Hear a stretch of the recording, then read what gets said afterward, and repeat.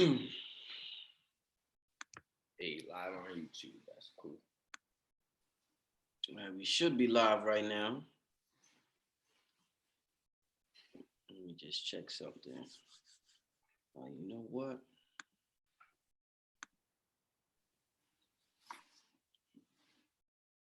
Peace to the YouTube family. George Macon, you got that copy and paste on lockdown, George. You always the first one.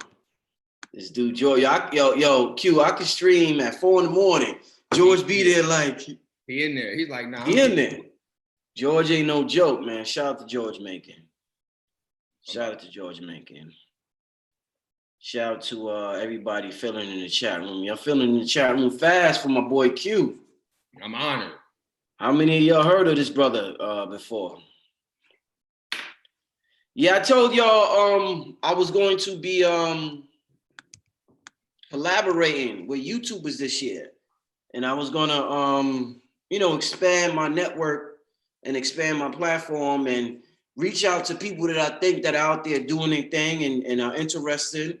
And I can't start this show without giving a big shout out to the sister Offset, Lucid, aka Lucid Living TV. For sure. Actually, I was binging on her channel, and that's how I found out about this brother right here, Q Reaves. So shout out to Offset and what she do. And y'all make sure y'all go support Lucid Living TV. But, and before we start, I'm gonna let people fill in. Let me give a shout out to a couple of Black businesses that are out there doing their thing. Give me a second, family. Because we got some people out there that's really doing it big out there with their business. Can't leave them out there. Yeah. I want to start out by giving a shout out, of course, always to Lisa Brown. Let me know in the chat if any of y'all got the yoga mats yet, because I've been shouting her out a lot. But shout out to Lisa Brown, beautiful sister with the yoga mats, and she do her thing. And symbology is very important, and me and Q's going to get in that today. This brother's a subconscious specialist, so we're going to get into the whole symbol game. But what better way to do yoga and engage in spirituality with the spirits and the symbols all around you? Shout out to Parindra Rajadit. If you need help stimulating your follicles and your hair growth, definitely got to holler at them. Heard good reviews about them. Of course, shout out to King Simon with the numerology. When it comes to numbers, this is the man right here. I wish he was here so I could ask him what this 2222222 mean, because we doing this interview on 2/22 on the 2020. So shout out to King Simon with the numerology. Also, Mama Pill. I'm about to have an explosive interview with Mama Pill, so stay tuned for that. But Mama Pill got the formula and the products that could definitely improve your life. Mama Pill passed down some game to KT, and KT gave me the game. And I tell you how much he helped me, especially when my queen was pregnant. So shout out to Mama Pill and KT and what they do. With that being said, man, I gotta get official like you, bro. Boy. Man, I'm getting there. Listen, yo, Q, man. So introduce yourself for those who haven't heard about you. Your YouTube channel is fairly new, but you got a lot of videos up there. You've been putting in work, a lot of work, my brother. But tell the people exactly. I told the people you remind me of Bobby Hemmett a little bit with your teacher style. It's a little crazy and out there in a good way. In a good way, you know what I'm saying? In a good way. So tell the people exactly what it is that you do, my brother. Well, I got started in what we could call the spiritual community or metaphysical community based on the necessity of myself. I needed to understand more of what I was experiencing, engaging myself with on an everyday basis. I've noticed very strange things around me. Sometimes friends of mine or people that I slept with weren't themselves, kind of formed a different identity at times, like possessed. So like I was young, maybe 18, 19 years old, realizing a lot of the people close to me were becoming possessed for some weird reason. And I couldn't really understand why or understand the connection to this form of possession. So I needed to get more answers. So as I just started digging into self-discovery, so many different things arose, from salvia trips to females that I was with giving me ancient names of myself. I never even heard of these names before. Just a lot of weird synchronicities that got me to the point where I was allowed to be even more intuitive into this reality of teaching or understanding. You know, I'm still discovering it myself, to be honest. I'm relatively new in the spiritual and metaphysical community. If you want to give it a time stamp or a time frame, I probably seriously thought of metaphysics or thought of myself as a student of metaphysics for probably about 3 years. So I'll say a good 3 years. I've been discovering what this looks like and not going by another person's standard or doctrine, because I'm not really a big reader, even though I understand the importance of words. So it's not like I don't read. I do. I read life. And sometimes I don't have to close myself off to a book to understand the philosophies the book is trying to advocate. Because remember where the book comes from the life. So if you focus on the life a little bit, you can kind of get the same essence that the book got, especially if you put yourself around the right forms of life or life forms. Indeed. So, and shout out to, I seen all set in the chat room. Shout out to that sister. I just checked out this chat and seen this sister. Shout out to Lucy Live It TV. Now, it's interesting you say that, my brother, that you're not into books that much. One person that we all know about that's pretty famous who said that and lived by that was Dr. Sadie. And Dr. Sadie said he learned from nature. And what I want to ask you is, you say a lot of bold things, a lot of things that I haven't heard before. One of the things I recently heard you say, and it struck a chord with me, and you said that the Saturn's rings are melting. And yeah. I want to, and that was interesting because we all know 24 hours in 2020 damn sure ain't the same as 24 hours in 1991 or 89 or 87. The day was way longer then. I mean, I could go on the internet, I could read a book, and the day's going like that. So what made you make the correlation between the rings melting and time speeding up? Where you get that from, my brother? So as I start to get into different aspects of myself, and this was really understanding, like, why am I, like, what the fuck? Like, why am I going through this struggle? Like, why am I feeling the way I feel? Why do I feel guilty about things that I don't understand? Why do I feel like I need to judge myself? And I don't even fully understand myself or perceive the full awareness of myself. Yeah, I put so much pressure on myself. I was young thinking of this. So I remember one time I was in California going through a real bad breakup and separation, you know, of the girl I was with, the kids I was raising, et cetera, et cetera. And I remember a name came to me. Now this is weird because, like, as a kid, I kind of always communicated with myself. So, like, I'll ask self how to help self. And then self would always respond with something ingenious to do to try to help self. Like, an example of that was I was young. I didn't come from a lot of money, but yeah, I still needed to eat. And I was 8 years old raising myself. So I used to talk to myself to figure out how to make money. And I remember myself came to me and told me one time, why don't you go to Walgreens, grab a birthday card and tell someone you are $1 short from the birthday card. Like, literally, it was like a full-blown conversation with myself. I'm like 8. I'm not thinking of this. Who thinks at 8 years old how to be like this? And once again, this goes back to, like, us being influenced by spirits all the time. We just don't know it. Some are more aware than others. I was alone a lot. So when you alone, you have more time to worry about self and deal with self. 8 years old, you ain't usually alone by yourself. You got someone telling you what the fuck to do. Go wash the dishes, go do your homework, always dictating your reality as soon as you get in here, where I didn't have that option. I had more free thought, more free thinking. So anyway, this name comes to me and it's like Sabathel. And I'm like, oh, fuck no. I'm hearing voices, nigga, what the fuck? You becoming possessed now? But I'm thinking in my head, like, if this is possession, then it's deep. All right, so depression is associated to feeling like abandoned, alone. You feel depressed, like compressed, like pressed down, like back against the wall. You don't feel embraced. Like I saw on the yoga mat, Isis has her energy like this. Feel me? This is embracing. This is opening. You don't feel like that when you depressed. You feel closed off.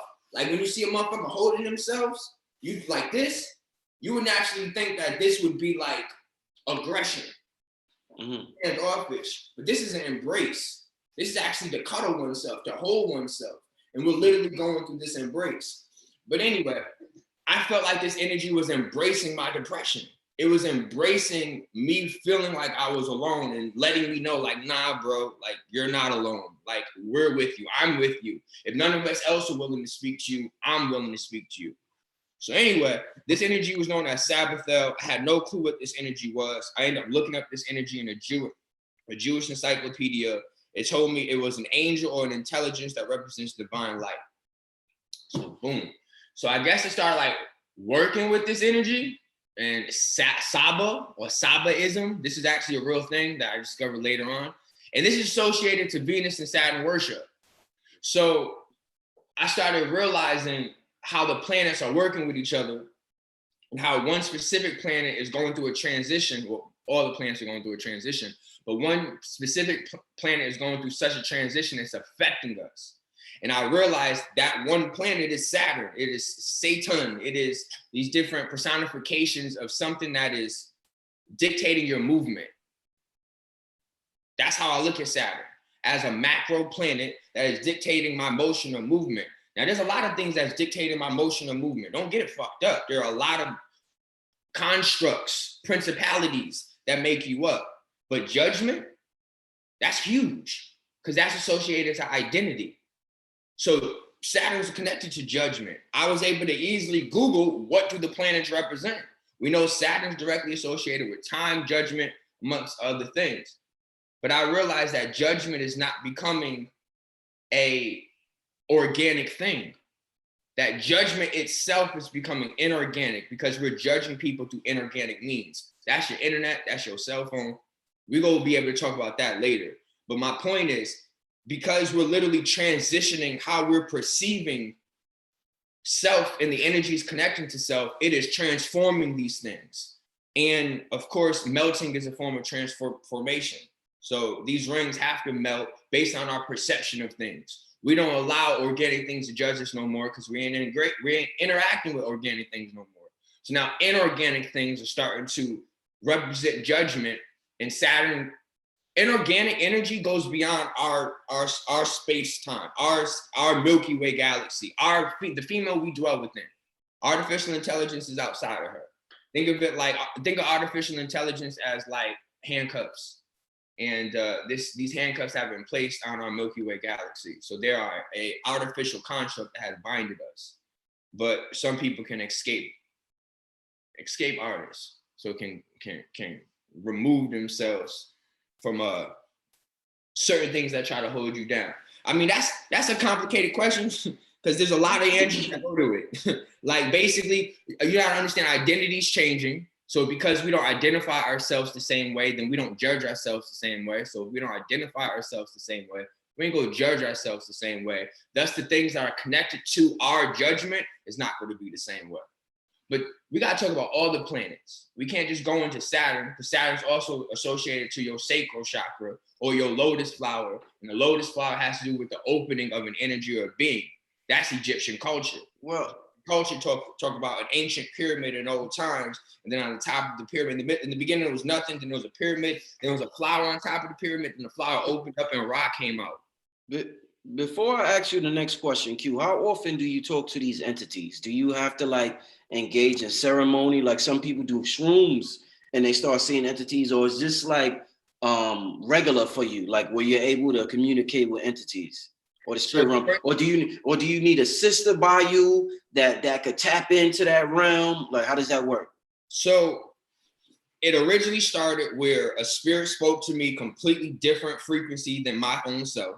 So I knew that it was something different. I still haven't decided if it was an external or internal thing. We'll go talk about that in a second. But I knew that it was something different than I ever been used to. This thing is communicating with me, and I've never communicated with something that didn't sound like me. So that has only happened once. It has never happened again. I've never heard another voice or another consciousness inside of myself. It happened one time. Now, what I will say is that after that happened, actually before that happened, I did take an herb. I was able to see into an altered reality or world. And then what got me into where I'm at now is the service that I offer. And it's called a subconscious regression. Another word for it is quantum healing hypnosis technique. And basically this is a way of going into the quantum self or your different versions of self. So when I went into that, I was able to contact these spirits as well. When I came out of that, I said, I have the ability to do this as well. So the person who did it to me, I actually ended up doing it to her about a week later instinctively. I just kind of just tried it and it worked. So now a lot of these spirits are communicating with me through other individuals. So when I was to do a regression on an individual, sometimes the message is not just their message, it's our message. But that's how powerful these things are. That these things can put us on timelines where we converge to the same point where we can then be conversed with, and it helps both our paths. But that's the beauty of natural singularity compared to inorganic or unnatural singularity. Give me an example, Q, sir, because I know the people loving this type of talk. Give me an example of a recent conversation you had with one of these entities about, just whatever's going on. So I communicated with an energy that considered itself Hathor, Isis, it's a couple names that represent this energy, but I was communicating with this energy about 2 days ago. And this was through somebody else or through someone else? Okay. And this was connected to her story, clearly, but her story is our story, just like most stories are our stories, because we come from a singular body. But that's a whole nother construct as well. But she was explaining to me how she would represent one of the main divas. So I've explained that in order to create what you would call an astral world, first off, the astral world is not made of physical material. The physical material is associated with the combination of a sperm and an egg. So there is something that is not there within the astral realm that is preventing it from being physical. This is real. Like I explained, a lot of us think that we are physical beings having spiritual experiences, but a lot of us believe that we're spiritual beings having physical experiences, but I tend to actually think the opposite, that we are physical beings operating the spiritual, operating the emotional, and operating the mental. So we're actually operating those things as the singularity you would call solid or physical, as we're dealing with liquid, gas, and ether. But she's explaining to me that she all right, so I believe that the astral world is made up of a being that was sacrificed, killed. Now, the story of that could go with Osiris, how he was broken up into pieces, and then Isis put him back together again. That's your fucking chakras. She broke up a being and then used the ashes of this being to phoenix his ass or resurrect his ass through an internal system you can call the astral realm or 7 worlds, or 7 bodies, or 7 seas. I got information to talk about it as well. But anyway, she then kind of is in charge of creating a 7 world system, chakras, all right? And in these 7 worlds, they were supposed to be the eggs of females. These are eggs, worlds, orbs, spaces to hold a spirit, because I believe a sperm is a spirit.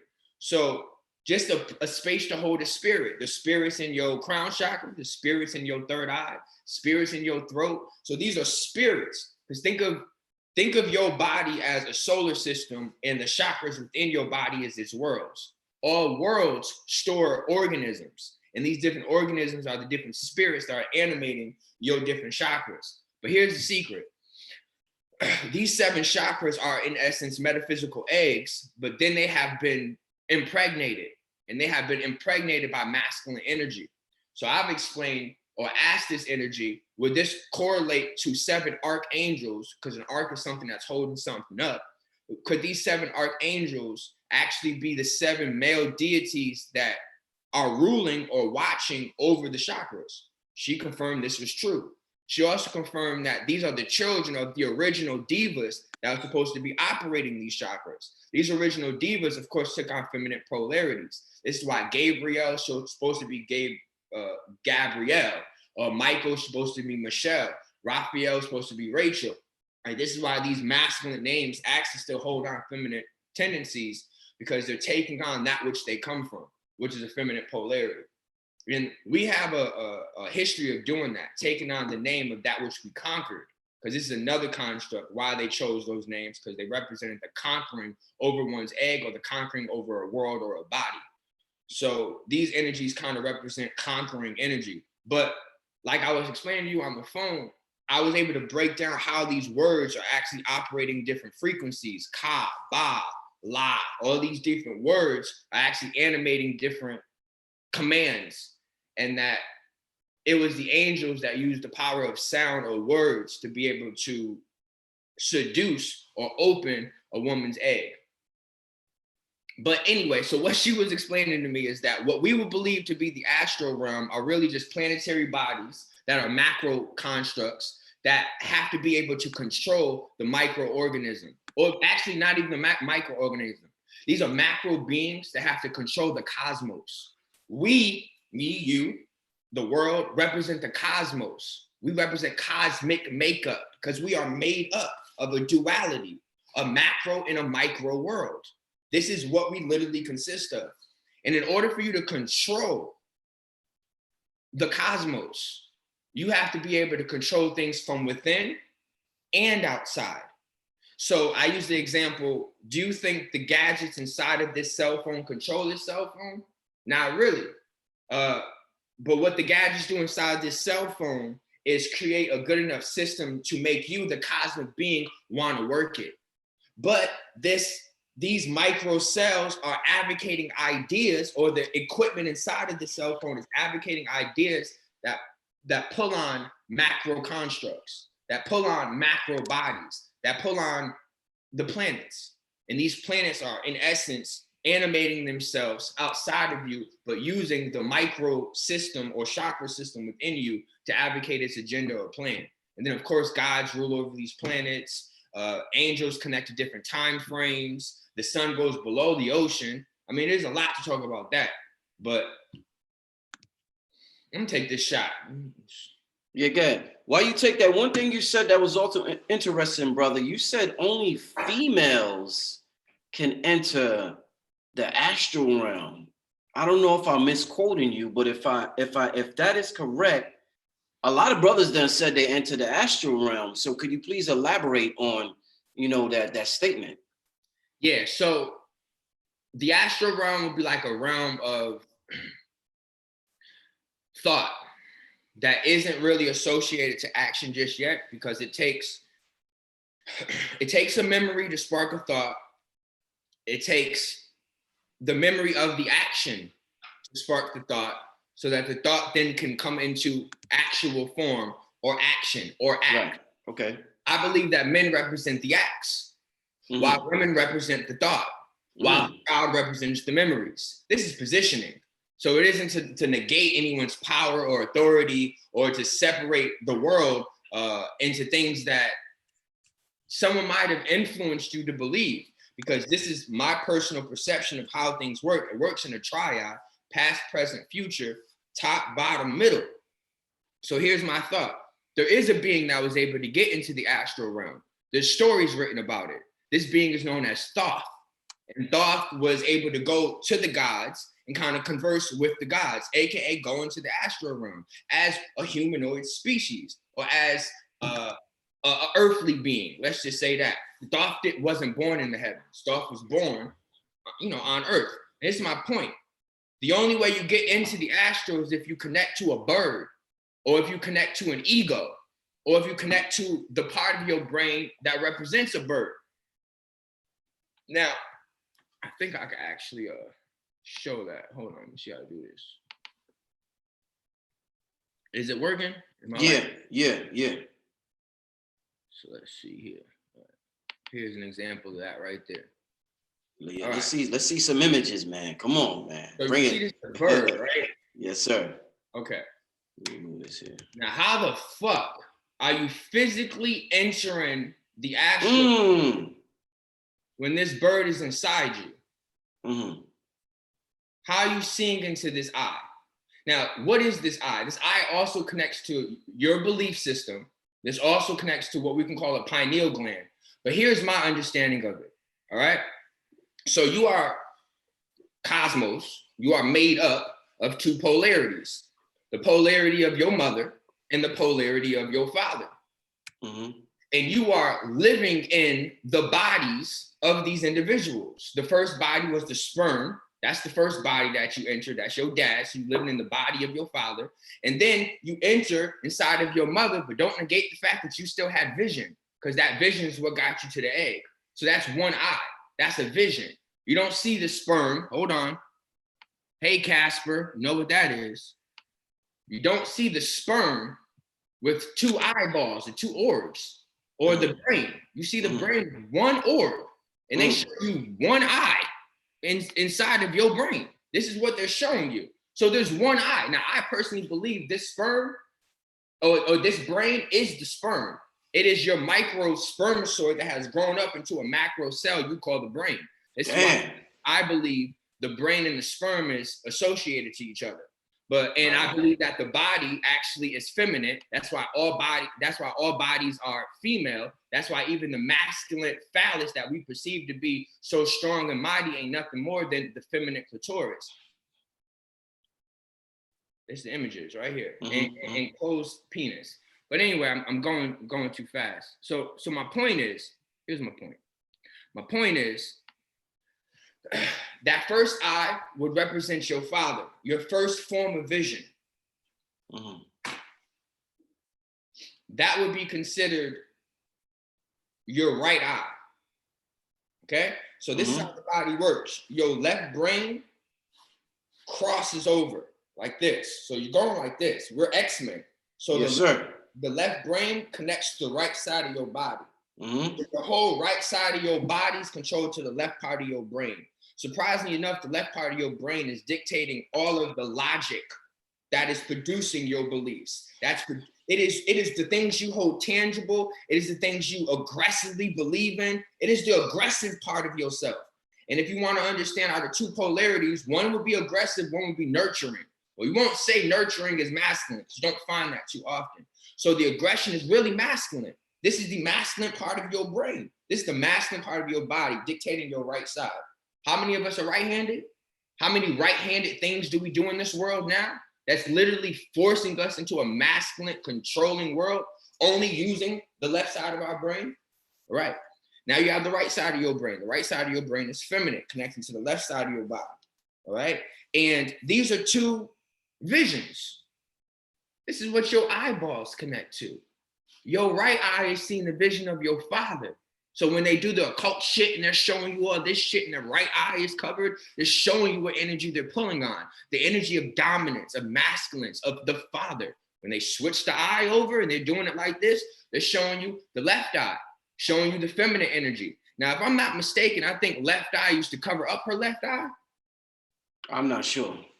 Let's look it up. You know what? I'm not sure. I don't have a problem with real time. Yes, sir. Because this is going to just kind of confirm, because like I said, I don't reading, all this stuff. It's really like intuitive feelings.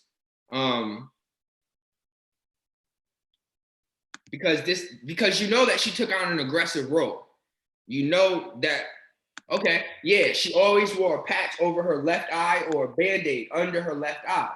All right, signifying, more. Okay, if you're gonna put a patch, you know that you're covering something. It's like a scar.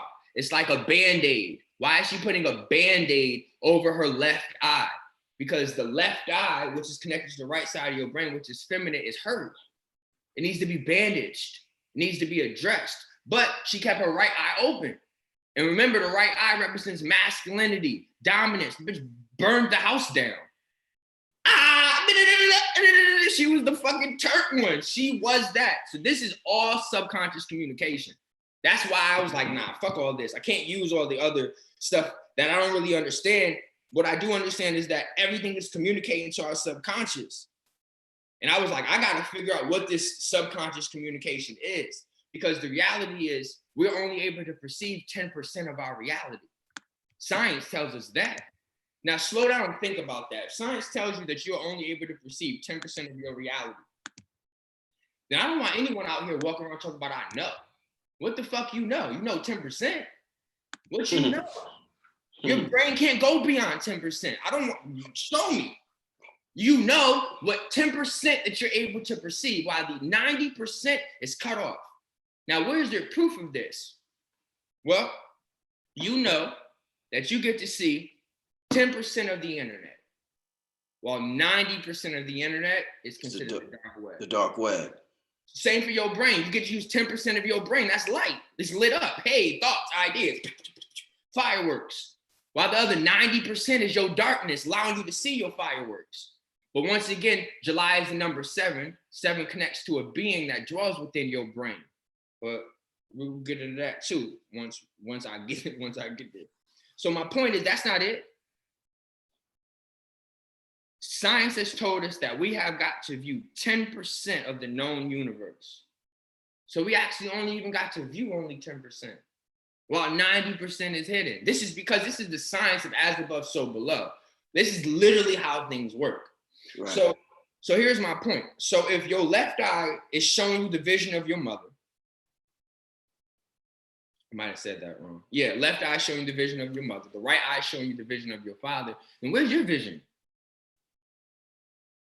You know you living in shit that came before you. I didn't create this computer. I didn't create this fucking desk I'm sitting on, nor the glasses, the tea. I didn't create none of this shit. Where? My name ain't on it. So are we really even living in our own worlds? Are we living in the worlds of that which came before you? And they're keeping us locked into their thoughts. Because remember how this shit started. Before it was physical, it was a thought. It was a blueprint. It was an idea. Mm. So are we even living in our own ideas? Are we even living in our own blueprints? Or are we living in the worlds or the realms of our mothers and fathers? Now the question is, what happens when they disagree? What happens when your eyes no longer want to see the same thing? Don't we call that schizophrenia? Mm. They kind of arguing. Nah, bitch, I don't agree with you right now. I'm gonna kind of see my own thing. Chill, Ike. Right, chill. Right. Like, so to answer the question, I don't personally believe that a male can just enter the astral world. I said a woman can enter it, meaning that it's like hers. It's like, like shit, I'm entering my business. I'm entering my bank account. I'm entering, excuse my language, my pussy. I'm entering it. I'm welcomed in. So a male has to be ushered in, has to be invited in, because a male ain't nothing but a parasitic sperm that had to get ushered into the damn egg. It's the same concept. The egg is the astral realm. So are we willingly entering her egg, or are we forcing ourselves in? Are you willingly getting into the astral, or have you forced yourself in with rituals, with libations, with all the different things that, I guess they can consider honor and praise? Oh, okay, so you're doing acts to honor and praise me, then maybe I will let you in. It's just my thought, though. I'm a newbie here, so maybe. Q. Wow. I mean, let me see what's going on in the chat. What's going on in the chat? We got about 600 people in here. People, what y'all talking about in the chat? Let me see what's going on. Keep them slides up though, Q, because them slides is them some excellent slides. Yeah, okay, man, yeah. Y'all gotta look at this. This ain't no joke. Why are we dodging our uterus? What the fuck? Why are we playing dodgeball with the womb? This is subconscious communication. When they have you look at a ram and they show you something called a Baphomet. Remember, Ba represents body. So when they're showing you the Baphomet, they're showing you your body and how something is charging. Let me ask you this, Q. You know how they say, as above, so below, as within, so without. Some people feel as though when you study the history of so-called white people and so-called black people, people come to the conclusion and they say, you know what, we got a symbiotic relationship. Our nature is not weak. It's impossible for us to get along because we are the polar opposite of each other. I want to ask you, and that's how some people feel when they study and analyze everything. When it comes to our inner selves and our conscious mind and our subconscious mind, is there a symbiotic relationship where there's always going to be an inner dispute because one is the all-knowing, which is the subconscious, and the conscious mind is so limited, 10%, that there's always going to be beef. There's always going to be that angel on the left shoulder, the devil on the right shoulder, and there's always going to be some type of internal conflict, and we're always going to have some type of internal beef within ourselves because you got one all-knowing and one so limited. Is that how that is, Q? I got you, bro. So we're talking about directions, and let me just pull this up. All right, so we're talking about directions. How I get back to this video for a second. How this thing work, boy? Stop video, pause, share, stop share. Okay, all right, I'll pull it back. So we're dealing with, you're talking about a split, all right? Black people, white people, all right? We're talking about a split. Now, when we talk about anything split, we have to first ask, where the fuck do we even come up with this idea? Like, where does a split come from? And if you slow down and look at your body, you're like, damn, well, I do have two eyes. I kind of do have two hands, 2 feet. I kind of am split. My brain does have two halves. So as we're constantly realizing the division within even ourselves, but somehow, some way, through our division, 2 and 2, feel me, this is deep. Through our division, we were still able to come together. Now, how do we come together in this thing you call a human? And this human is made up of an arm, leg, arm, head, Allah, 5. It's made up of 5 points. And the point is, we're too focused on the square, which is the 4 points, never focusing on the center. We're too busy going north, south, east, west. I'm great because I'm the east. I'm rising. I'm great because I'm the west. I'm setting and bring your darkness. I'm great because I'm the north and I represent thoughts and the mental body, and I'm south and I represent the physical realm and give you your physicality. Like, this is the shit we're doing, and everyone's getting lost in egos and positions, and I'm better because I'm an Eastern this and star that, and oh my God, what the fuck? Who's centered? Everyone's too busy asking who, what, when, and where. 4 directions. Nigga, what about how? Where's the how? Which is the 5th secret. We always want to negate the 5th construct. Always happens. Now here's a little deep concept about how. The word how is actually pronounced who, H-U. So it actually sounds like the word who, but it's pronounced Hugh, like human, Hugh, okay? Hugh in Sophism means God. So it's interesting that we also connect God with Allah. Now remember, how is the 5th construct? What, when, where, or what, when, where, why, and then how. So that's the 5th. Allah has 5 letters. How is associated to the 5th. Hugh is associated to the 5th. Human is getting into an ascension into the 5th dimension. I mean, there's a lot of levels to this. Here's another concept of it. Everyone wants to claim fraternity. I'm Delta, I'm Alpha, I'm Theta, I'm Beta. But no one ever wants to acknowledge the 5th one. That's Gamma. So this is my point. The reason why we're not centered is because nobody starts to think center. Everyone thinks that 4 sides is good enough. I'm a praise to the directions, north, south, east, west. What about you, which is the center being that's kind of in the middle of all of it? Do you acknowledge yourself? How often do you acknowledge yourself in tangent with these deities or energies we're supposedly outside of us praising and honoring every second? You don't think that they would want you to honor yourself? Where do you think they are? You think they're outside of you?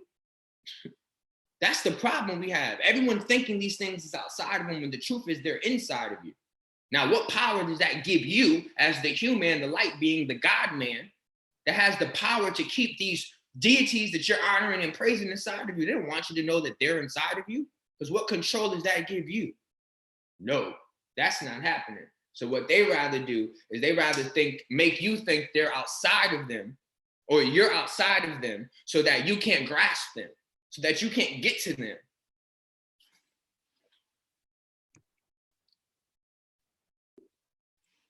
Black and white is no different than white representing up here, because this is where your thoughts and your light sparks, and then the darkness is below you, the eggs, the womb. Certain people pull from below, certain people pull from above. This is the story of Thoth and Anubis. Anubis is a dog, AKA a wolf, which represents the indigenous, which is what we are naturally, instinctive, indigenous. We don't tell me I'm fucking Pan-African or any of them weird ass motherfucking titles. I'm indigenous. Every goddamn inch of this planet is mine. Why the fuck do I have to categorize it? Put into a title or a frame? I'm American, I'm African. Okay, I guess. I'm indigenous. It was when we started not thinking about our own ability to be indigenous and to kind of instinctively live off of the land in our brothers and sisters like a pack. It's when we strayed away from our pack and then figured that we could no longer stay with ourselves. This is crazy. This is the story that keeps going on. You know, Q, so much talk within the spiritual community also about us being light beings and light magic, black magic, we're light this, we're black this, whatever. I remember one time Bobby Hemmett said a long time ago, when you die, and I want to get your opinion on this. He said when you die, don't go to the light. The light will get your ass flipped right back into this realm and reincarnated. Go to the darkness, but the light will bring you right back in here. With your knowledge right now, what do you think about that statement? That's facts. That's the biggest. I fucking love Bobby. Now, remember, Baba means a Baba. Okay, a Ba represents body. All right, let me just and I'm gonna break that down in a second. So a Ba represents body. It also represents a support system. All right. So anytime you hear the word Ba, I want you to think body, and I want you to think support. For example, Ba, bath. It is supporting your body. Support and body. Ba. I'll give you another example. A battle. It is supporting your body through war. Don't negate it, but think of support and body. Anytime you hear Ba, back, bastard. All right. So when you go into the light, you are allowing yourself to enter what we would call reincarnation or reincarceration. The light represents an already formed idea. Grasp. Once again, let me slow down and say that. The light represents an already formed idea. If you are a soul that is here trying to discover the map of self, therefore form the own dimensions and angles of self, why the fuck would you want someone else's light? So what ends up happening is that light is considered God or the All-Father, or different terms that kind of precede this, the whole spirit. And you are kind of animating again in the mind of this spirit. Now, the reason why you have different experiences or different forms of life is because this spirit has lived a long time. Let's just say predated from the Bible till now. That's what, 4,000 years? So we can say this being has animated itself 4,000 years. So that's 4,000 different forms of lives and experiences a person can come back into and reanimate themselves. But what about your own life? What about your own light? You're not going to find your light in someone else's light. You only go find your light in your own darkness. So then you can illuminate to one's own light. So he's saying basically, don't go back into a sperm cell, get into an egg. That is what you got to get into. You got to get into the primordial waters. That is where your egg is. Damn. Get back into that egg, huh? Shit. That's what this is all about. Listen, we haven't entered the egg yet. So you're still swimming through the canal of a female, fighting and battling all the other sperms until we get to her, until we get to the hero. Don't that Hero? Her. to Heru. Woo! Q, man. Come on, brother. Come on, brother. Don't drop it like that, man. Come on, man. So you're always trying to get to her, huh? Yeah, you know, a brother's whole life is basically built upon pleasing a woman, man. Thank you. If you think about it, your whole fucking life, all you ever do, you take care of a woman, you please a woman, you protect a woman. shit. By the time you be like, goddamn, what the fuck is in it for me? Okay. So I've explained this. Oh, my video's out. Hold up. Yeah. Go ahead, brother. All right, so I explained this. Men represent action. Now, what people don't understand is this is proof. God said, let there be light. That's a motherfucking action. But what gave him the thought? A female. Behind every strong man is a stronger woman. Behind every action of a man is the thought of a female. Now, what this female has influence to control your thoughts is a being known as Thoth. But he's a bird deity, no different than Horus. So she was able to influence the bird in your brain. We showed the picture already. So that's her world. She's already controlling your rise. Don't birds fly? So what I've noticed, all right. Take your time, brother, take your time. What I've noticed is that when a man has the ability to speak, he's only speaking these words into a focal point. Think of it like a microphone. Now, if I was to show you a microphone, has anyone ever noticed that a microphone looks like a dick? And on a deeper level, a dick ain't nothing but a clit. So a microphone is like a clitoris, correct? This is why Howard Stern did a movie called Private Parts where he actually was vibrating into the microphone, making a girl orgasm. I don't know if y'all seen the movie. I did. I understood the connection or the subconscious communication in that video, showing you that the man has the power to make a female climax. Sure, we know that through his mouth. Yeah, we know that. We ain't talking about oral sex stuff. A man can stimulate a woman's lower area through sound, through vibration, through his speech. That's hip hop rappers, ain't it? Every fucking girl wet off of Pop Smoke. Smoke.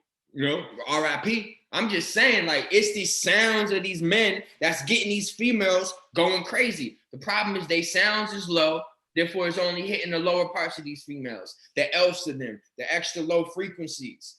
Not knowing that the clitoris is just a representation of the pineal gland. It's two pines, it's two stubs, one in your brain, one below you, and you need to allow a man to not only stimulate the instrument below you, but stimulate the instrument above you. That's the problem. No men are really stimulating a woman's mental no more. She's bored. You want to know what's wrong with our society right now? The female is bored. Divine feminine is bored because we have not done enough to acknowledge who and what we are. So she's bored. Don't let them ping pong with Forrest Gump and shit. Don't let them off the hook now, Q. They crazy like a motherfucker. Oh no. Now here we go. The reason why she's bored is because she doesn't want to take accountability for her own thoughts. And her own thoughts, of course, is what led us into the actions we take. But that's a whole nother construct. A woman's rage is real. And because she won't go beyond her rage, we're kind of still tethered to it or encompassed to her rage. And her rage becomes our fear. and our fear becomes hurt, becoming frozen. That's the whole Disney concept. Right. Q. So, what is it exactly when you tell us a little bit about your regressions, the subconscious Man, that's just deep. Service that you have where you do like these regressions on people. What exactly is it? Somebody calls you, Q. What exactly are you doing? What are you tapping into? What should they be aware of? What should they look out for? What's going on when you offer this subconscious regression service that you offer? All right. So of course I start off with the basic generic. You're able to experience 10% of your known. You're experiencing 10% of your known reality, and the other 90% has been hidden. And we're going to explore the other 90%. You know, I hit that commercial shit. And then I tell them the way that we do it is very simple. It's through visualization. Now, visualization is a tool. And people are not realizing that the human body was built with 12 tools. 5 tools outside of you, 7 tools inside of you. And these 12 positions of your clock, of your zodiac, of your 12 strands of DNA, or your 7 chakras and your 5 senses, these things kind of make up your tools. But you would be like, tools? What the fuck I need a tool for? So what we doing in life? We're trying to get into something. I told you, we're trying to get into an egg. So in order to get into something, you need a tool to get into it. If I need to get into this computer, I need a password. That's still a fucking tool. If I need to get into a lock, I need a key. If I need to get into a safe, I need a combo. If I need to get into a female, I kind of need a phallus, a tongue. You need something to get into something. So these become tools. So you're trying to get into your subconscious. That's what I'm trying to help you get into. So what tool do you need to get into your subconscious? Well, there are 5 tools outside you. These 5 tools outside you are doing the same thing. They're trying to get into you.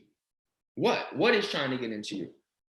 Music is trying to get into you. You know how we talked about sound? Music is trying to get into you. How is music trying to get into you? Through your ears. That's your tool. Through your sense of sound.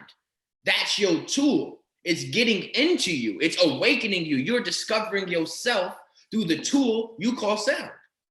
You're discovering yourself through the tool you call taste, through the tool you call touch, through the tool you call vision or sight. Now, out of these 5 senses we have, one sense is kind of predominant, one that we kind of is aggressively trying to get our attention, is aggressively trying to be in charge of the 5 senses. That's vision. Vision is always trying to project itself on you, show you its vision, show you its ideas.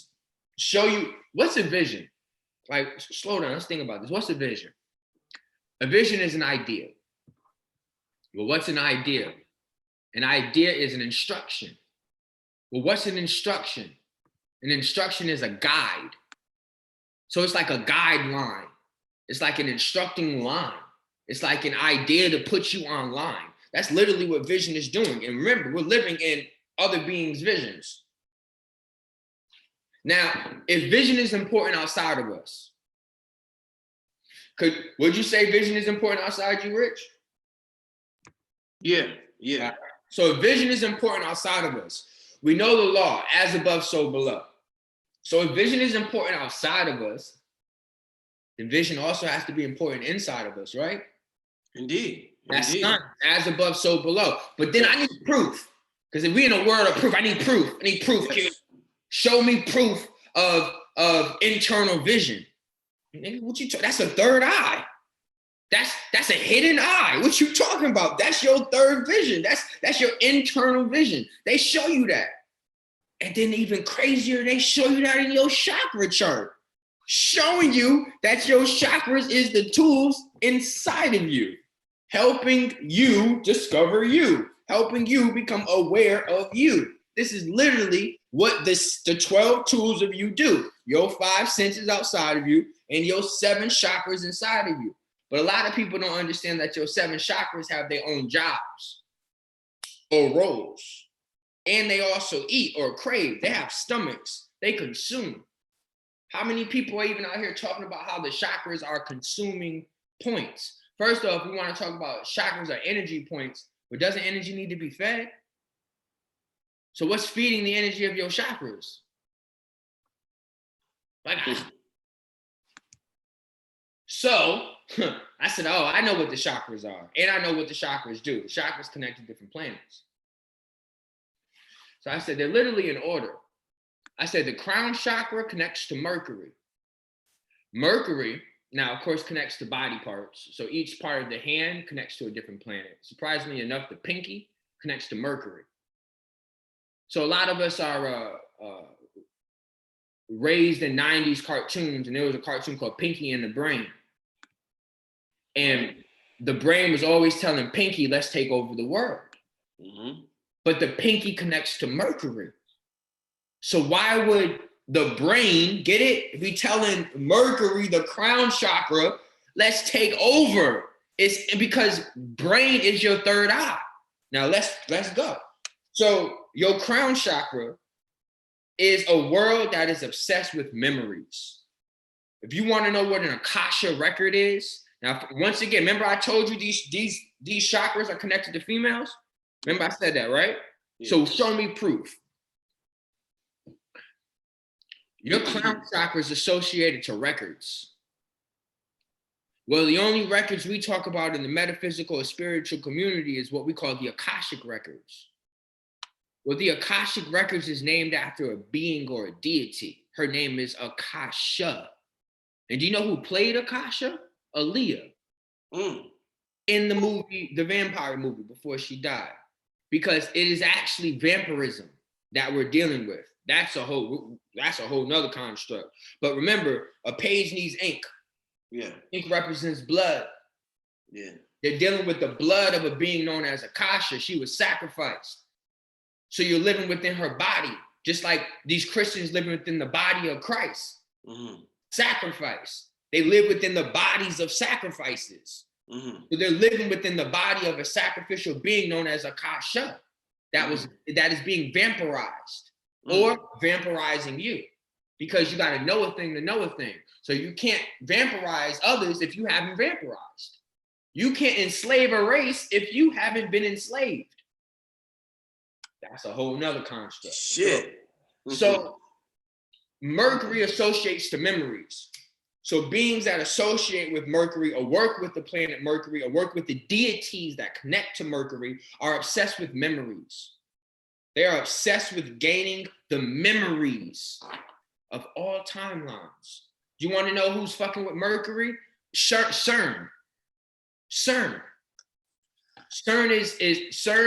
is obsessed with CERN is actually no, not CERN. The hydro kaleidoscope. When they spark the two things together, they're sparking them together so that they can open up time portals.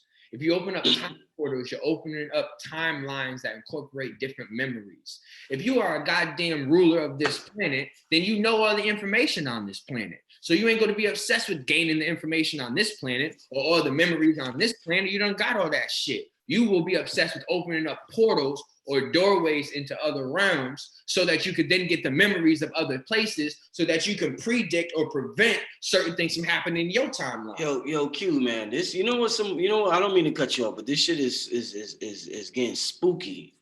In my world. It's getting spooky. This shit is getting spooky. Not in a bad way. Let me explain to you.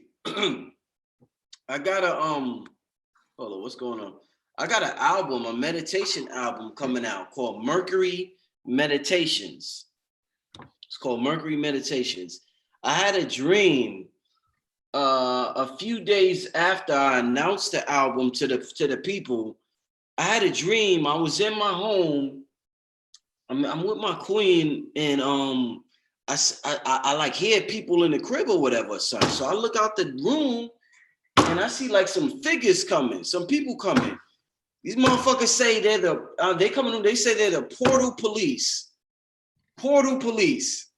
So when you mention portal, when you mention Mercury, it just brought back that memory. I wouldn't even have too much. All right, so let me. I wouldn't even said that. I would have never said that. But the way you said it like that, I'm like, I might as well say this shit. Motherfucker said they was the portal police. Time cops. There's literally a movie called Time Cop. These are time cops. These are adjustment bureaus. That's another movie about it. These are men in black. That's another they are governing the black and white spectrum. Remember, Mercury is separated from the body. Remember, the crown chakra is separated from the body. So this is going to be an entity that is separated from our body, aka our reality. So other beings that are obsessed with memories, the Queen of England, she's obsessed with memories. She sits on what we call a Montauk chair, where her DNA allows her to activate hallucinations that allow her to travel into astral realms, but actually be her physical presence in the astral realm. Another thing a lot of people don't really pay attention to, when they do enter these astral realms, very seldomly do they enter these astral realms in their physical body. They're actually animated within a different form. But a lot of people aren't. How often do you look down at yourself? Like, for real, like, hey, look at this. We don't do that shit. We out here living the life. So that's no different than in the astral world or a dream. You don't pay attention to yourself. So because they don't pay attention to themselves, they don't often notice that they're not themselves entering or being in these different spaces or worlds. Sometimes they are. I'm just explaining to you that is a common issue. All right, so Mercury, all right? So beings that's obsessed with memories. Another being that's obsessed with memories is a being I refer to as Daku. Now, Daku has come to me in various sessions. He is known as Dracula or Dracula. He also has pronounced himself, he's an albino. He is like a Prometheus construct. He also refers to himself as Xenu. Now, Xenu was actually written in Scientology about a lord that killed a race of beings on third Earth, or a version of Earth, 75 million years ago. So it's a being known as Xenu. There's a being known as Daku. But any of you that follow the Sumerian text, he also refers to himself as Anu. So Anu, Daku, Xenu is a being that's obsessed with gaining paperwork. Now I want you to process this. This shit's deep. Daku is a being that's obsessed with documents. That's why we use the word documents. Documents. Yeah, you heard that. Our birth certificate is a document. Yeah. Our driver's license is a document, and our currency is a document. So this being is controlling us through documents. But this is Mercury working with the moon, because you also understand that document is called Mooni or money. So that's also showing you a deep construct as well, that our memories are directly working with the moon. But actually what happens is when you go to sleep, you end up downloading a lot of the conscious memories that you have up to the moon, so that it then can shoot them bitches to Mercury. So your crown chakra is completely obsessed with gaining memories. And that's what it's obsessed with. So when we're trying to gain our crown chakras or go into our crown chakras, we're going into these past lives, do past life regression, which is something I offer. When we do these different things, we are trying to enter our crown, because the more memories you have, the more experiences you have. The more experiences you have, the more thoughts and actions you have, the more genius you become. So I want you to understand that genius is also associated with memories. A lot of these kids are geniuses because they can still remember their previous lives. Still with me? Yeah, I'm here. I had it on mute. My fault. Yeah, I'm here. I'm listening to everything. It showed the logo. I wasn't sure. Yeah, go ahead, brother. All right, so you have Mercury as your crown chakra. It's obsessed with memories. You have your third eye, which is Venus. Now, Venus is highly associated with thoughts and ideas. It is constantly trying to fuel one's thoughts and one's ideas. This is what one's third eye does. Constantly introduces thoughts and ideas. Remember what I said, that's vision. What is a vision? It's a thought, it's an idea, it's a suggestion, it's a guideline. So Venus is constantly guiding you, morning star and all these different constructs. It is constantly guiding you, instructing you. Venus, I want you to think about this. Earth is the third planet from the sun. The sun is light. Light has to pass 2 planets before it reaches Earth. So literally, the sun has to pass Mercury and Venus. So when the sun passes Mercury, it's passing something that's associated with animating a person based on memories. You know how you wake up to the sun? Mm-hmm. Who even says that you're waking up to your own memories? That you might not be waking up to the beings that's inside of you, and you're just animating your day based on them. There's like a lot of thoughts you can take with this, because you're literally passing these 2 planets before they come to you. And they have energies, they have constructs, they have colors. We know colors is expression. So where the fuck do we not feel those expressions of them planets? That don't even make sense. So I'm telling you, we got one that's obsessed with kind of controlling our identity. Let's say that. The crown chakra is associated with identity. I'm a motherfucking queen. I'm a goddamn king. Identity. Ooh. While then you have the third eye, which is associated with the thoughts and ideas of that identity. The guidelines of that motherfucking identity. And the sun is doing its motherfucking job, sending them waves. Mm-hmm. We're going to tell you who you are. That's Mercury. Ain't that a fucking driver's license? Ain't that a birth certificate? That's literally your fucking identity. Yo, this shit crazy how I be putting this shit together. I'm just saying. Keep going, brother. Keep going. You get Mercury, you get Venus. Yeah. Right? Venus is actually trying to give you your thoughts, your ideas. That's projecting into Earth, which is your throat chakra. Yeah. That's why it's an ear, because it's hearing you, it's listening to you. Earth, ear. Okay. And because what you're doing then is expressing, speaking out the thoughts and identity of another motherfucker. These ain't even yours. Come on, yeah. So then what does it do? It goes to your Mars. And Mars is your heart chakra. And unfortunately, Mars is deserted. It's abandoned. And where or how do we feel in our life? Unfortunately, so fucking lost, abandoned, deserted, even when we're around motherfuckers. And it's an instinctive little feeling that's in us, because that's coming from a different direction. That's coming from a different sun, Saturn. But anyway, so Mars then kind of becomes your heart chakra, and we used to live on Mars. Here's another construct. So it is said that we used to live on a planet.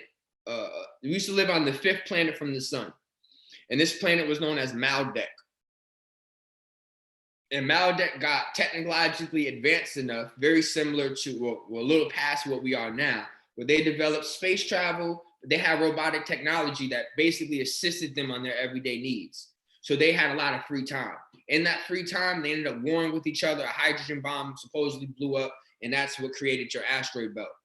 But in karmatic law or karmatic souls, when you are destroyed from one spot, you go to the previous spot below you. You fall. Right. Lucifer fell. Same concept. So we fell into Mars. And then what ended up happening on Mars was, it is supposedly that there was some type of natural eruption. So think of it like this. So the 5th planet from the sun died from an inorganic construct. All right. It might not be just hydrogen bomb. It might be associated to other things as well. But let's just say it was not natural. All right. Mars was destroyed naturally or damaged naturally.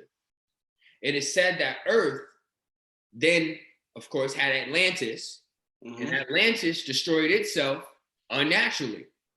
And then there was another place called Pompeii, and they were destroyed naturally. A big ass volcano blew up, wiped the motherfuckers out. So now we're up. And if we don't be careful, we can potentially destroy ourselves inorganically or unnaturally, because we're going in order to how things work. Now that's a whole nother concept that I want you to make sure I remember. How a portal opens every 10 years, and how when they did the Philadelphia experiment in 1943, they disrupted the frequency of these portals, and they ended up pulling in other beings. And that's what 1947 Roswell was about. It literally pulled in another construct from another space-time based on them disrupting the field. But we're going to talk about that too if I can remember. But at least I got to say a little bit of it. So anyway, so because we have a memory of being destroyed on Mars, dude, we feel that. Mars is actually the closest planet that we could see. So subconsciously, every time we look up to the stars, and you might not consciously remember where Mars is, you done lived to this motherfucker 10,000 years, so, or more than that. So your body instinctively knows where it is. So you are instinctively, subconsciously looking up at Mars and looking at your destroyed self or deserted self, the memories and emotions that happen on that planet. So Mars represents the heart chakra, and the heart chakra is currently feeling deserted or abandoned. Now, let's say this desertion also connects to the mind. For example, the heart is fueling your body. Mm-hmm. And say that your heart tells you, I'm about to go play ball. That's what your heart is telling you. I feel like I need to go exercise, 5 o'clock, I'm about to go play ball. Mm. So you call your girl up and like, hey, babe, I'm about to go play ball.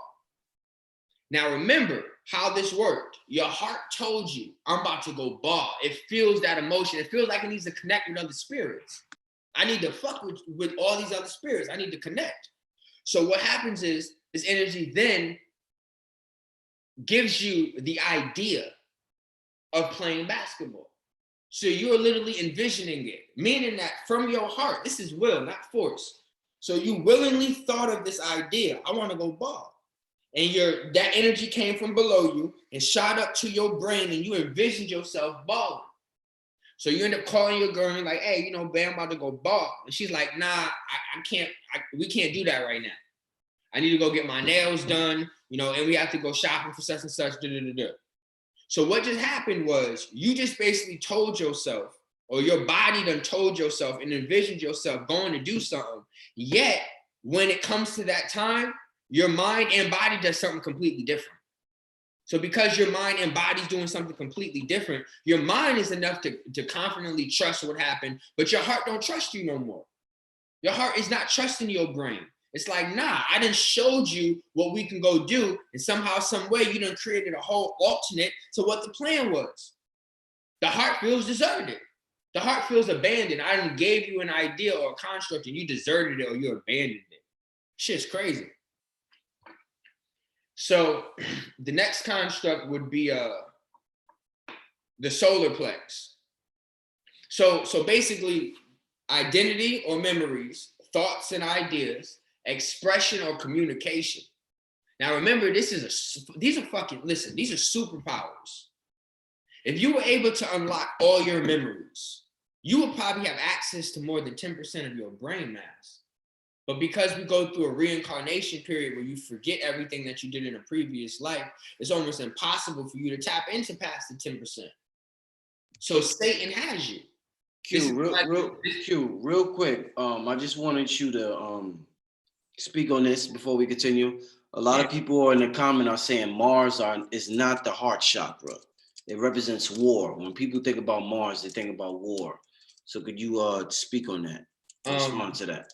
Okay, so most wars were fought over what? What, the booty? The booty? The love? Okay. We're dealing with the heart. Are we serious? Are we really trying to say that the heart isn't going through the biggest war out of every body part in our body? The biggest attack that's happening on our body is our heart. Y'all don't feel that? Yeah, y'all right. Y'all right, like dead ass. The heart is associated to war, but can we stop fighting? Can we stop battling? Can we stop producing a reality based on friction? This is why we're not really living in our hearts. This is why our hearts feel deserted. Yeah, our hearts is dealing with the residue of war. Just like you're dealing with the residue of a ruler, which comes in after the war. Something is ruling your heart. And until we get a grasp of what is happening to us internally and externally, it's going to forever be a battle. Right. Within the mind and the heart. Because once again, they don't trust each other. Shit. You done told yourself mad shit in your heart or solar plex. Cause I didn't envision me balling. This is fucking nigga, I'm Kobe in this bitch. Like, that's my solar plex activating. And now you shut that shit down. I'm sitting at the fucking nail salon like this.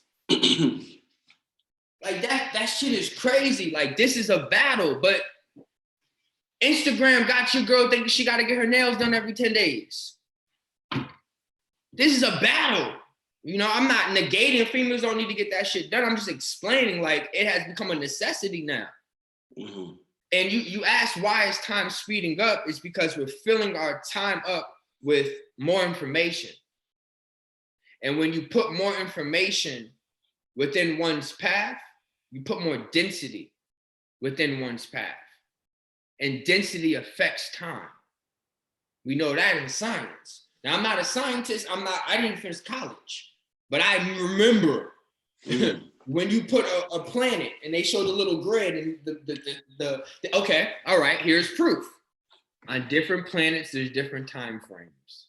Mm-hmm. Different planets are bigger or smaller than other planets. Mm-hmm. So the density is literally affecting the time. So as you put more information on you, you put more density on you. Therefore, you are affecting time. Because we're gaining and getting more information, we are speeding or accelerating our minds within this time. But I also explained how the body is not used to the acceleration of this time. So our bodies is actually going to move a lot slower than our minds are. And then how time is. So our bodies aren't going to age as quickly as they used to. Indeed. I want to just say one thing. I want to get into a couple of questions from the people before I get into my next round of questions. But before that, I just want to let the family know, make sure you support the channel.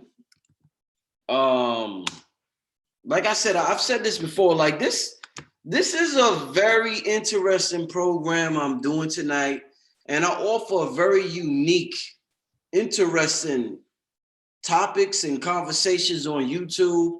And like I said, I watch some channels, Q. Like I could watch I'm just throwing a name out there, Tommy Sotomayor, Yvette Carnell, and they talk about Tommy talk about black bitch this, black bitch that, and his donations will be ringing up. He'll get donations. I mean, it'd be ringing up. These black bitches ain't shit. $50 here. See, the shit we talking about, brother, I done posted this link a couple of times. I didn't get one donation the whole time. We done been over here over an hour. That says a lot to me. And I appreciate the support. I appreciate people viewing in, but I'm just trying to figure out the Tommy Sotomayor's. I look at Tariq Nasheed. He gets a lot of love from his family. So, you know, I'm trying to think about is it my topics I'm dealing with, the discussions I'm having? But as far as independent media and this type of conversation and this discussion, it requires support from the family that's viewing for it to continue and for it to continue to be important. This is the type of conversation that should be mainstream, hands down. Our children, all generations should be talking about this because we are multi-dimensional beings. The conversation Q is having, what once was thought and looked upon as you just a crazy nigga, is going to be regular in a couple of years. We only, like he said, we only see 10% of the spectrum, the light spectrum. So what we're doing is we're training not only ourselves, but whoever's watching that. You have the ability to see more than 10%. And when you see beyond that 10%, niggas may call you crazy, but don't worry about that.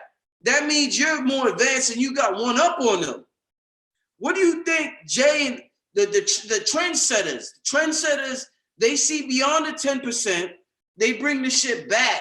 And by the time the 10 percenters see that, the people who see that become rich. Yeah, that's facts. Yeah, you got to see it before you got to create the wave, don't ride the wave. We wave riders. We just ride the wave. Create the wave. See the shit before everybody else see it. And that's what I appreciate about this brother is that he sees the wave before everybody jumps on the wave. So continue doing what you're doing, Q. I just want to say that. and I see the support starting to come in. So thank you. I had to say that. Sometimes you got to remind people. But with that being said, yeah, thank you, Dreamwise, for the donation. With that being said, Q, do you have a Cash App? I do. What's your Cash App, Q? It's a $ Q CUE Reaves. Oh, hold on, $ CUE Reaves REA. And Victor ES. I just put the brother Cash App also $ Q Reaves up there, so y'all can send that brother some shout out to Vladimir Empress Vladimir Dreamwise. Shout out to y'all. I just put the brother Q Cash App up there as well. We've been up here for an hour and a half so far. We're gonna go. I told the brother we was gonna go for 3 hours, but I need to feel the love. If the brother tell me, yo, Rich, you said that and they showing me love, I'll go for 3 hours. But I need to know y'all showing love. So hit up the brother. But with that being said, we're gonna take a couple of questions. Before that, one thing you said, I just want to make a comment, Q, before we take a couple of questions. One thing you said that was interesting. I was watching your videos, and say the name of your YouTube channel real quick. Q Reaves, the same thing, Q Reaves? It's Q Reaves. Just type in the same thing, CUE. Like to cue in thought or to cue in subconscious, you know. Okay. Like alert. Okay. So with that being said you was talking about the Moors. You was talking about slavery, and you was talking about how you don't think slavery happened. If I don't know if I'm saying it right, and you said that you thought the Moors came from Mars. Mm-hmm. Now, God damn it, Q, you gotta explain that. You got some explaining to do, Q. Tell me, come on, Q, what's going on with that? All right, so the Moors are known as navigators. The navigators. Correct. And what are they navigating? They're navigating thought. They are the first beings that represent the civilized. Mm-hmm. But they do not represent the indigenous. They represent a structure. Now, there's nothing wrong with that. I'm just explaining this is what they represent. In order for you to be able to advocate thought, remember I said the sperm cell is your brain. In order for you to advocate thought, you have to be an explorer. You have to be able to navigate the primordial waters or the waters of yourself. And what I've noticed is that a Moor is a title, no different than a Jew, no different than Lucifer, no different than Enki. These are titles. So if you're saying I am a Moor, you are signifying the title of a Moor. I want more. Now, in more comes consumption. If they are navigators, and I'm assuming you're talking about ships, and where the fuck did they get the wood to create these ships? They had to kind of knock trees down, and maybe they have one ship, and then there are more Moors now. So now we need another ship. More trees got to get knocked down. They become consumers and they kind of represent consumption, but doesn't civilization represent consumption? So my point is they are a race of beings, whether black, white, or other, who knows, it's created the idea of consumption, of exploration, of navigating oneself and no longer being stuck within one construct or space. I honestly think Moors, and this is just my opinion, are descendants of what we would call Lucifer. He represents a Moor. He wasn't content with his space-time or paradigm. So he signified he needed more. So he might have created what you would call a Martian or Mardekian. And a Maldekian is a priesthood. That's what you associate Doctor Strange to. Time jumpers, loopers, and dialers. And, I just believe that they are what introduced, the Vatican to its principles. I mean, I guess that's proven. I mean, that's some deep shit. The indigenous, Lucifer wanted more.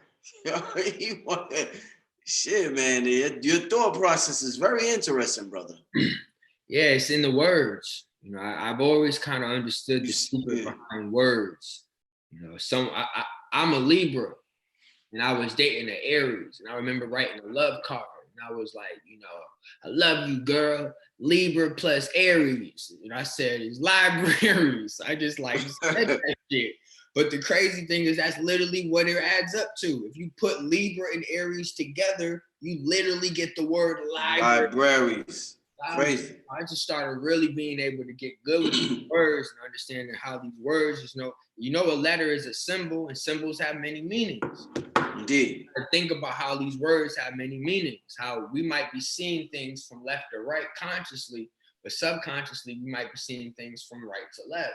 So a lot of these words may be presenting subconsciously different messages. You know, we're gonna get into questions right now, but you was talking earlier, just some quick game for the family. You was talking earlier about the left and right side of the brain and then being masculine and feminine. One thing I do, Q, you know, you was talking about when we come into the light, we have somebody else's program. I literally came to this realm in somebody else's program, and my job is to reprogram the default program. Crazy shit. And the default program is mad hard to reprogram sometimes. Crazy shit in the world. But anyway, one thing that I do personally to activate the other hemisphere of my brain is I write with my left hand. So one of the things I'm going to do with my son is 15 months now. When he does start writing, we're trained. Teach what side is your child? What hand do they write with? My son is going to write with both hands down. Mm-hmm. So he's going to write with his left hand. And we only use, like, say you brush your teeth and you're right-handed. Nobody right-handed brushes their teeth with their left hand. So we have to get you. I feel as though one way to activate that other hemisphere is to use the other part of our body, which we just, we totally ignore. We act like our left side, if we're right-handed, our left side is incapacitated. So I write all the time with my left hand. I do a lot of shit with my left hand to activate the other hemisphere of my brain. But it was just interesting. No, that's okay. I don't even have to. Everyone remembers the Black Panther image. I think it's Huey Newton, where he was sitting in the chair holding the two spears. Yes, sir. Yes. All right. Now remember this in Black Panther too, right?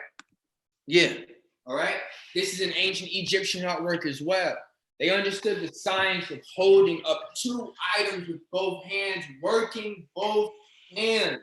It is lived in the science. We have to start seeing the symbology for physical acts and stop going, like I said, we're so quick to think spiritually first and not how it affects us physically. Okay. I see why you say that now. Okay. Now, as soon as you said that, I see why you say that earlier. Okay, go ahead, brother, go ahead. Yeah, so that was the same thing, that they were balanced, and a majority of the ancient Egyptian pictures were females holding the two staffs. Mm-hmm. Now, when you saw a man holding the two staffs, how did he hold them? He crossed them. Why? Like Osiris, showing that he is connected to the X chromosome. Why the fuck you need the Y if the X is 10 times bigger? Showing his connection to the female. See, the big thing is about feminine honor and worship, because that's why the judges wear gowns. That's why George Washington wears a wig. Shit. The whole concept is to honor the feminine. And is that why we do the Freemasons? I was on 2/5 one time with Sarnetta, and they doing a ritual. They outside dressed like women. Yeah, with gowns. They wear fucking aprons. What you mean? They wear aprons. The only in the 50s, females wore aprons. Aprons is a feminine construct. They wear aprons covering their genitals. That's the whole concept. I have to run to the bathroom real quick. I'm gonna be right back. Good. Okay, my brother. Man, yo, wow, this is an amazing.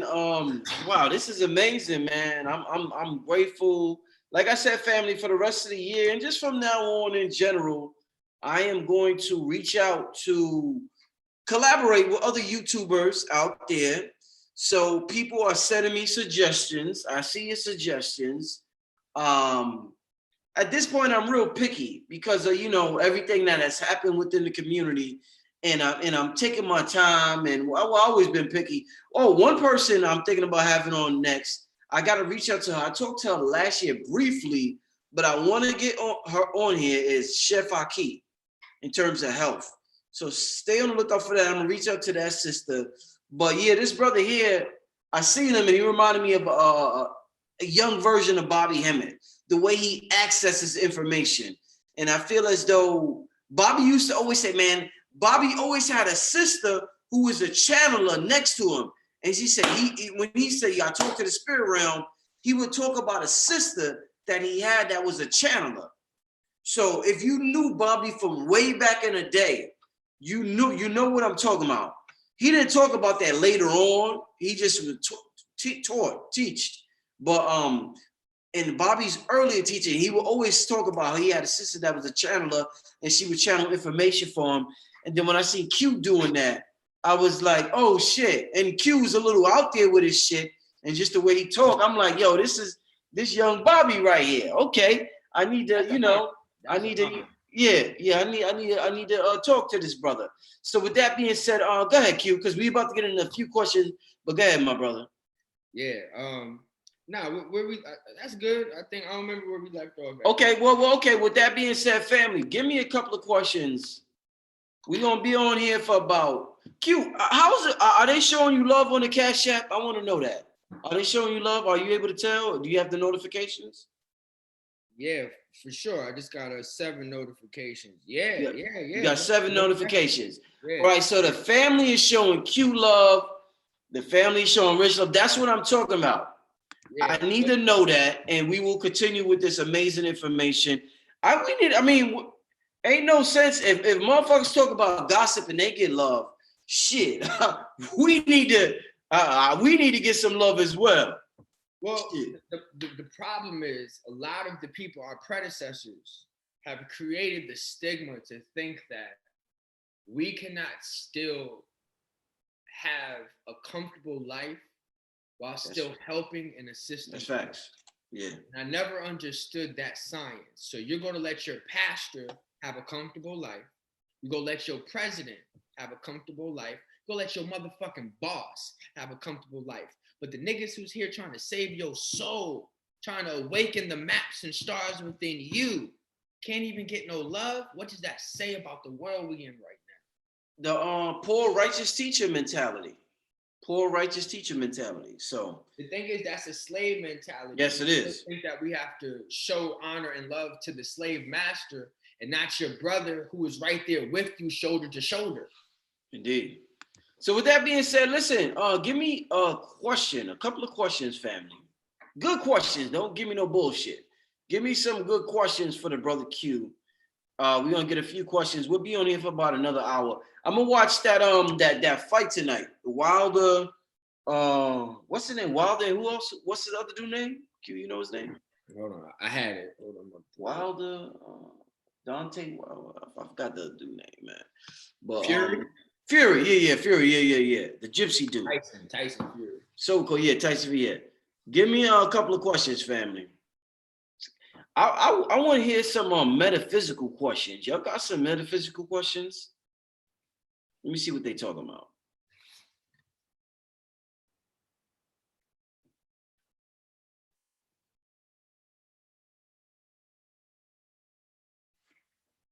All right, so somebody talked about losing your semen. So let me just elaborate on that, Q.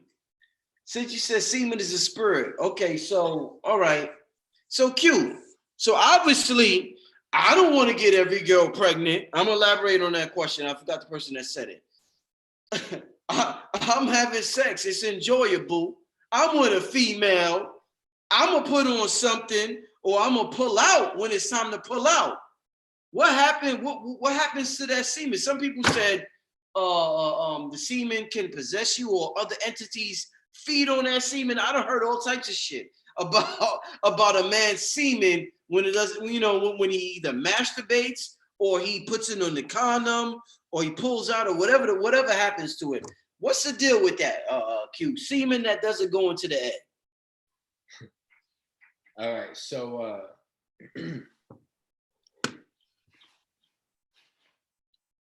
don't hold back, Q. Come on, brother. Talk to them entities, brother. Talk to them. Come on, brother. Because I'd be yelling, I'd be like, you know, if it wasn't for the woman, if it wasn't for your Christ, if it wasn't for your Sadie, you just come on a napkin. Like, I'd be yelling at that. I'd be saying that in my video. So I'm laughing. So once again, we're going through the journey of an egg. Yes, sir. And not everyone gets an egg. So because we're dealing with memories, because I just said the sperm is holding on to DNA.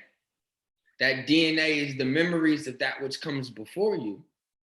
So because you're holding on to memories, you don't think you're going to have the memory of not reaching the egg? Now, you not reaching the egg had to manifest itself into various acts. We are still imaginative beings. We still have the ability to release oil from our pineal gland, which creates what you call imagination or vivid or lucid dreams or visions or things like that.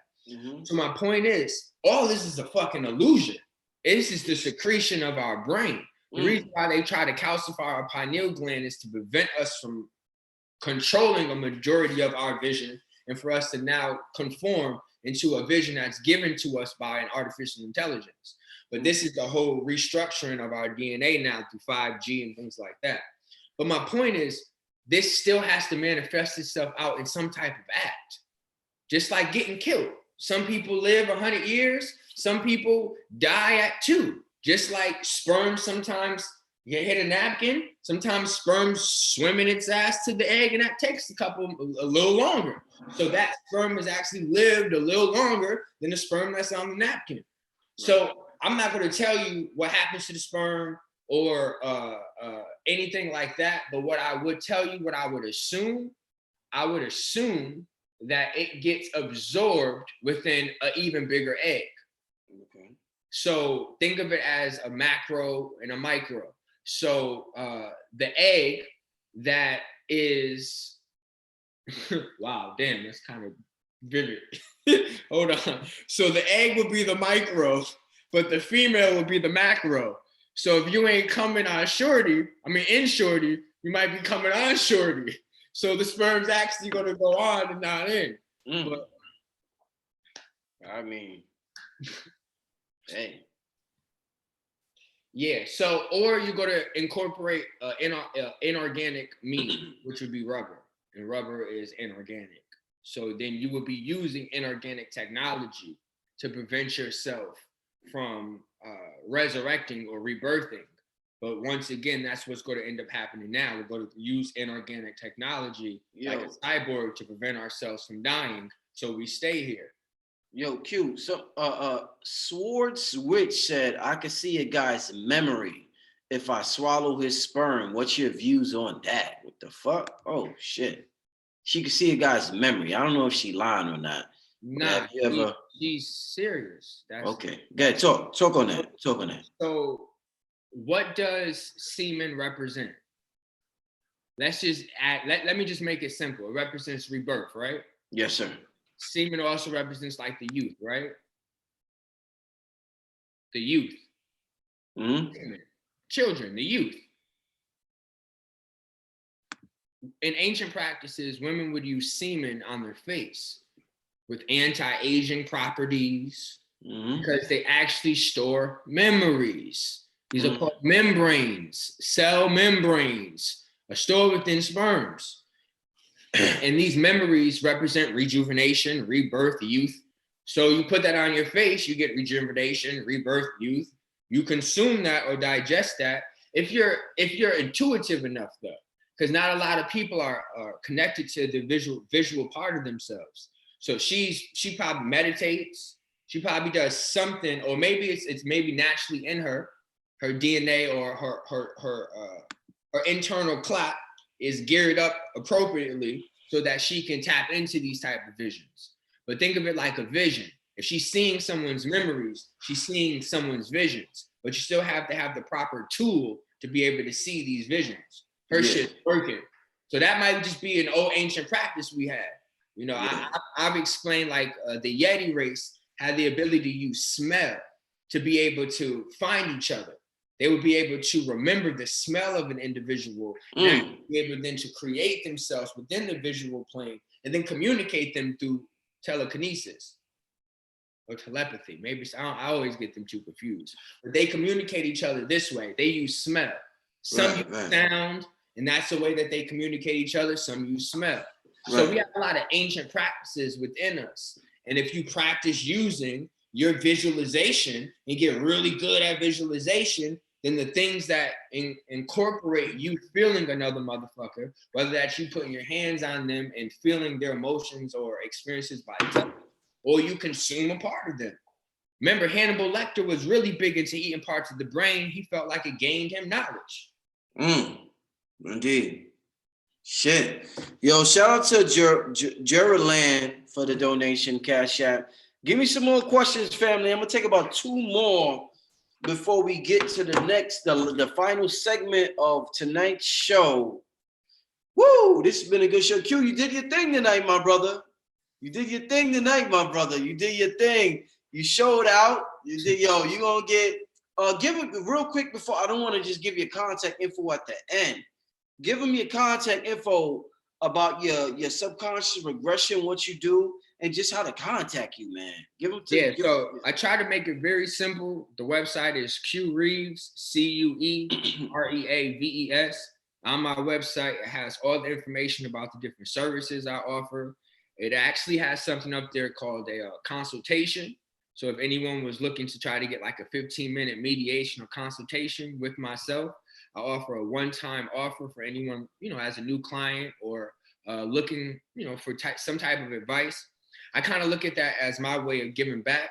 A lot of people have dedicated their time, effort, and energy in watching me, supporting me, following me, subscribing to me, even though not as many people subscribe as I know that's watching. I still respect those that, you know, dedicate their energy to me. So I offer a gift in return, and that's like a free 15-minute consultation.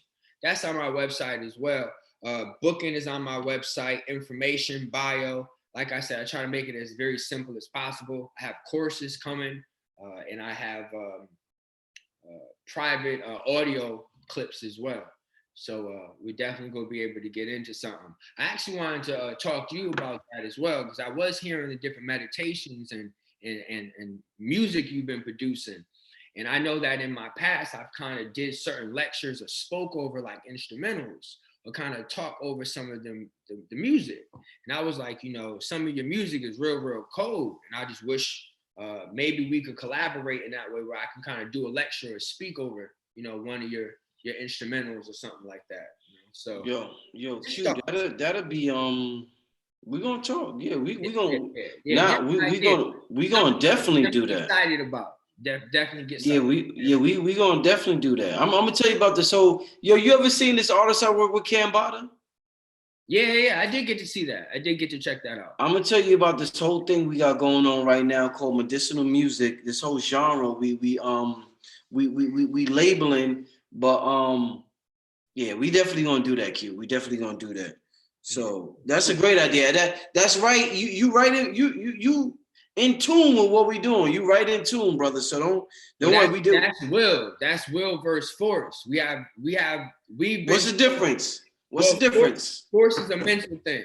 So we're constantly trying to not only force our own thoughts out into the existence, but are being forced thoughts within us. And then unfortunately, that's sending the frequency down to our heart to advocate the same agenda. I'm going to force out my emotions. Love me, touch me, fuck me. Like we're forcing this shit out. And then now you're getting these emotions forced within yourself. That's music, that's television. So force got us fucked up.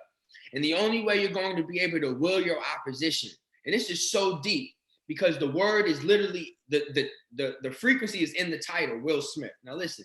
If you don't learn to will your opposition, in the Matrix, the opposition of Neo was called a Smith. A Smith is an opposition. If you don't learn how to will your opposition, Will Smith, if you don't learn how to will your Smiths, you're going to be fucking stuck in this life. And that's what we're trying to do. Will our opposition, because what people don't realize is that we are organic beings, meaning that we're dealing with magnetism. Magnetism works like this. Opposites attract. Where it is electromagnetism where things come together. That's a spark, that's a charge, and that's inorganic. So I'm telling you, naturally, opposites attract. So you gotta will your opposition. You gotta will Smiths. You gotta will your Smiths. And that ain't the first time I fucking heard that with the Will Smith name. There's a show called Lost in Space right now on Netflix. And the little boy's name is Will. And the doctor that's fucking everything up, her name is Smith. And he's literally trying to will his opposition, the Smith. I was like, bro, ain't they fucking slick with these goddamn names and titles, dog? And once you can will your Smith, you become the Prince of the Air. Fresh Prince of Bel-Air. That's what you saying? Yo, Q, you did. Q, what you? Come on, man. What you trying to? Bro, man. Come on, bro. Come on, bro. I tell you. And didn't they tell you they have to tell us? So Q, Hollywood, does Hollywood does this on purpose, or is the universe communicating with us like this? So we think it's conspiracy, but it's not conspiracy. The universe just finds out another way to communicate with us besides our regular language. I got you. Please. So in Hollywood, there is a division. There are some people who are fully aware of what's going on, and some people who don't know a motherfucking thing that's going on. No different than you got some people that don't believe shit, and you got some people that believe every goddamn thing. So it's the same concept. In the music industry, you got certain people who know everything that's going on, meaning they understand the symbology, meaning they understand what the message is getting delivered. They understand the deities that they're working with, the deities that have been placed inside them. They are fully aware. Now, on the other spectrum, you have these little punks and all these other weird motherfuckers that don't have a goddamn clue what's going on. Now, we ain't going to worry about them who don't have a clue what's going on because they're not important. We're going to focus on those who are aware of what's going on. But those who are aware of what's going on are also divided because they're divided based on this principle. Did someone put them on? Or did they put themselves on? Meaning, did they illuminate themselves to this information? Kind of like myself. Did you kind of put yourself on? I don't have no yogis, no babas, no apprentice. I don't have nobody I was under. It never was my situation. That ain't me. So it's either that or someone puts you on. You get initiated. You become a fraternity. You become a blah, blah, blah. You become a this, that, and the third. You are put on. You are ushered in. That is certain individuals. Now, do I have an idea who I think that may be? Sure. You want me to give you an example? Why the fuck not? Drake didn't have a goddamn clue what the fuck was going on. He got put on. He got indoctrinated. He got schooled into the dark arts. But you know who was fully aware what the fuck is going on? Jehovah, aka Jay-Z. He is fully aware of what the fuck is going on. Ain't nobody activate this nigga. He was fully activated his own goddamn self. So this is literally showing you the example of these two constructs. But this is no different than your Black Panther story, where one kind of got everything. You got the kingdom, you got the Black Panther suit, you got all that shit, bro. While the other motherfucker gets pushed away, rejected, kind of pushed into the ashes, buried away, abandoned. That's no different than the Thoth and Anubis construct. The Thoth got to stay in the motherfucking palace, while Anubis had to stay in the underworld. So it's the same construct on both accords. You know, that this industry is playing on principalities, directions, elements, fire, earth, air, water. Those that usually resonate with the element of air resonate with the element of expression. But if you can then combine fire with your air, which is a very difficult task to contain, but when you do master those two polarities and allow them to become one, you are kind of feeding one's fire because air feeds fire. Shit, man. Wow. Let's take one more question before we get back to the show, man. Let's take one more question, man. My brother Q Reeves. Yeah, $Q Reeves, yeah. $Q Reaves. That's his the brother's Cash App. Make sure you support the brother. He ain't up here, you know, shit. If niggas up here talking about gossip, support the brother. But anyway, what happened to the symbols of the planets in the sky? I don't even understand that question. Is that I don't think that's a complete question. Q, you understand? Yeah. So to roughly navigate what I think he's articulating, the maps or the stars are maps. These maps are considered constellations. What people don't naturally assume are maps are bodies, and bodies are expressions. So you're going through different expressions to get to the goal, just like a rainbow. This is expressions. You do the different expressions until you get to the goal. Now, surprisingly enough, there's only one being that really mastered one's full expressions, or the rainbow. He's known as Lucifer. This is why his symbol is often associated to like a rainbow or color spectrum.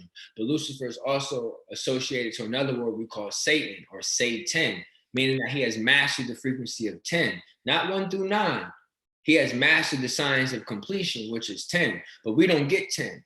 We are kind of struck to be reduced to 99. That's why it's the 99-cent store. That's why gas is $1.99, $2.99, $3.99, $3.39, $3.49. We ain't never go get a motherfucking whole number. But then just know the science of being complete or being able to be in the same frequency as a Satan or something that has connected or can say 10. 10 is an interesting concept because 10 is the 10 man. 10 is also the number 50 on the periodic table. 10 is also associated to 5G. But let me just help. So the maps, the stars are maps. But so is geometry. It is a map. It is a guideline. You're kind of learning the science of a number. It is instructing you on numerology or numbers. So the reason why we don't focus so much on the stars or the maps is because we figured out a way of reversing it and focusing on the stars more for like geometry or math or this form of mathematics or science itself. We stop going out and looking up. We kind of look down. Remember, we're in a reversal. So they kind of figured out a way of reversing our polarity. No different than like, before cell phones, we didn't really look down. Now with cell phones, we're constantly looking down. I guess we kind of did look down when we was in school. But my point is just to reverse us. If we're sun worshipers, which is what they claim in all ancient artwork, then we will look up. But somehow, some way, we've gotten to a time where we're looking down. Right. So we've converted most of the astrological things down. Indeed. Give me one more question, family. Give me one more question for my brother Q before I ask him a couple of questions, man. We've been on, it's been a great show tonight. Great show. Give me one more question. I'm going to take one more question. Q, you all right, my brother? Oh, I'm great. Okay. All right. Good. This is not a question. I'm gonna just say this is like a mini question before the question. Have you ever tried shrooms? For sure. I've tried. Great. Yeah, you don't have to elaborate on that too much. Okay. What's your view on mirror gazing? Okay. So here's my personal opinion on this. And this is actually very personal. What's the name of the person who said that comment? Let me go. Hold up.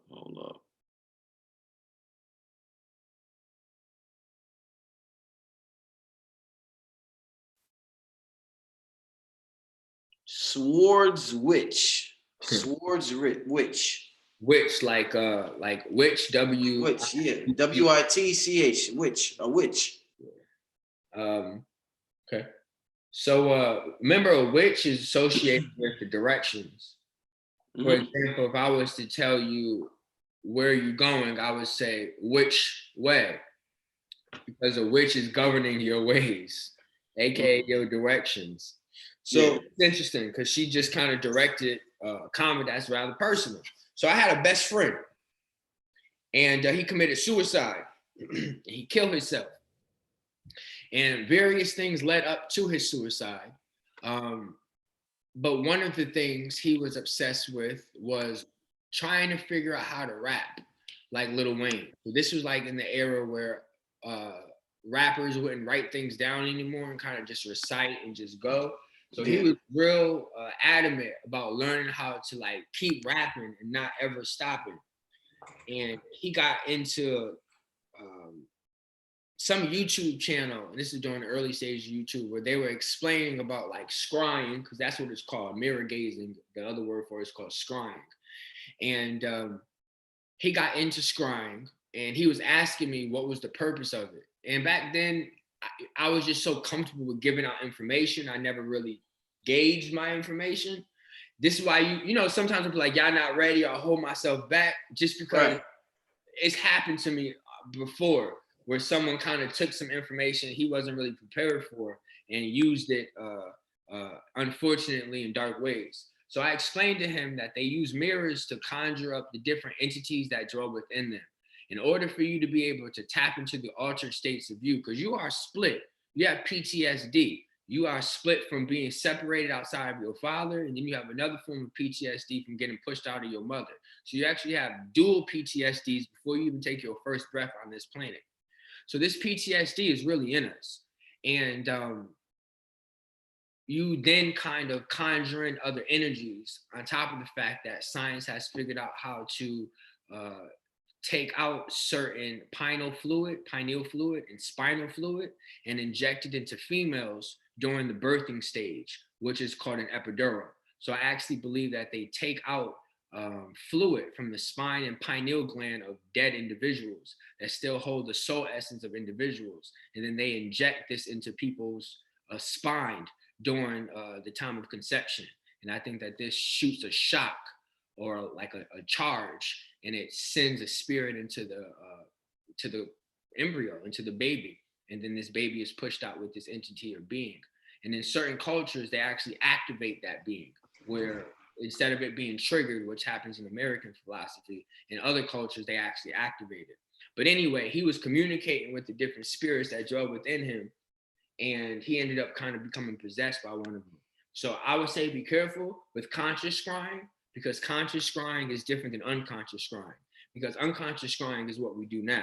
Everything we're around is a black mirror. Whether this computer screen I'm in, my cell phone, like literally all these are black mirrors. So we're constantly already scrying, but you're not doing it on a conscious way, meaning that it can't directly just come right in and affect your conscious being. Remember, all these things associates the concept of a vampire. You have to let it in, meaning that you have to allow these energies to be within your construct. That's the whole concept of why the celebrities do what they do, or certain ones, because they are willingly allowing these energies into their conscious constructs. Satan, once again, I'm gonna keep bringing in that 10 frequency. And when you activate energy within the 10% of consciousness, this is then where demonic or spiritual beings then can affect physical creation and not just affect subconscious things. Shit's deep. But anyway, just be careful with talking to mirrors if you ain't aware of what the fuck you about to talk to, or what it is or who it is to you. Man, that was an excellent answer, my brother. Real quick, I want to give a shout out to the sister Sci-Fi. Number one, for holding down the chat. She's the moderator tonight, and also for sending a donation. So shout out to the sister Sci-Fi. But wow, I didn't expect Q to answer the question like that, man. Q, man, you was a bad motherfucker, man. So I'm just trying to make this make sense. You know, we all out here trying to figure out what's the next step. And I feel like a lot of us have not created a tangible solution or way of making this the next step. Well, I've actually created formulas and ideas in forms of blueprints that I'm actually advocating now in the life, whether that's a community center, whether that's teachable information that starts to break the things that I talk about down in very simple, accessible terms, audios that then could be brought up, physical applications. You know, the thing is, I don't think people understand how important metaphysics is. Metaphysics is about to be what hip hop was. Now, hip hop was a new genre. It got kind of pushed away or shunned in the beginning, and then fucking a couple years later, it exploded and everyone was gravitating to it. That's exactly what metaphysics is going to be like. In the future, you're going to have people recording music based on the sounds of planets, based on the cadence of your internal system. They're going to be monitoring or recording your organs, because your organs also create sounds as well. Right. Futuristic music is going to be way different than the way it is now. But that's going to be based on us unlocking metaphysical principles. But anyway, that's just my point. Like we really got a lot of great things coming forward, and I think that things like this is allowing us to reach a greater audience, but also show people that these things aren't outside of our realm of understanding. Once again, I'm not reading from nobody's book. I'm telling you how I'm perceiving things based on how I understand it. Now that's it. Now, could my understanding be flawed, tainted? That's your perception. We're all living within perception. So I'm not going to tell you what to agree on and what not to agree on. If you feel it, you feel it. If you don't, you don't. That's your decision. But we just... Does that extend to one of the hottest, the biggest debates and the talking points in our community right now is the Wei's son and the whole transgender shit. And they're like, and dudes is like, I'm a woman. And motherfuckers is like, yo, okay, if you're a woman, okay, well, playing the WNBA or, there's all types of scenarios that a person might use. And they'd be like, no, you ain't no woman, no matter how you feel, you don't produce ovaries or you don't produce this or that. What's your take on that, being that you have so much contact with the spirit realm? What is the spirit realm saying about that? So the spirit realm is trying to close the gate. So the best way to explain this is all the ancient deities that you think is outside of you aren't outside of you no more. They were at a time. They were, sperm on a napkin. So they didn't really make it to get an egg. So them niggas was in your ear hovering around like genies. But eventually they got here. So now that all these motherfuckers is here, they're like, nigga, we need to close the gate. We need to close the lion's gate, goddammit, roar. Ain't no more courage coming through this motherfucker. So the goal is for them to close the gate, and the way for them to close the gate is to stop us from procreating or having us procreate. Why they want to close? Okay, no, go. Or having us procreate with things that can't produce an embryo, which is why they're making a lot of women not able to have children no more, barren. There we go. This is why a lot of these women are possessing the energy of a barren spirit. Now, we ain't gonna just talk about the deity known as barren. He's actually taking the name of another being. But this barren spirit is what Lilith represents. So Lilith is said to be the progenitor of nature. She's actually Mother Nature. And Lilith was considered the first wife of Adam, but this is also kind of considered like a mother. She was like the mother of this energy. And she was abandoned or kicked out of the garden. Now, what you have to understand is a garden represents nourishment, seeds, produce. Motherfucker, that's a garden to produce. So if she gets kicked out of a garden, this is symbolic for her no longer being able to produce. And that's exactly what happened, because the job of production was given to her daughter or sister, not sure which, Eve. And she was actually the progenitor of all the lives that came forward. But before Eve, she would have been, Lilith. I would have been, your mom. I would have been the one who brought all these energies forward, but she was not given that title or role. She was kicked out of a garden, thus being made barren. So she has now figured out how to animate herself in a lot more females.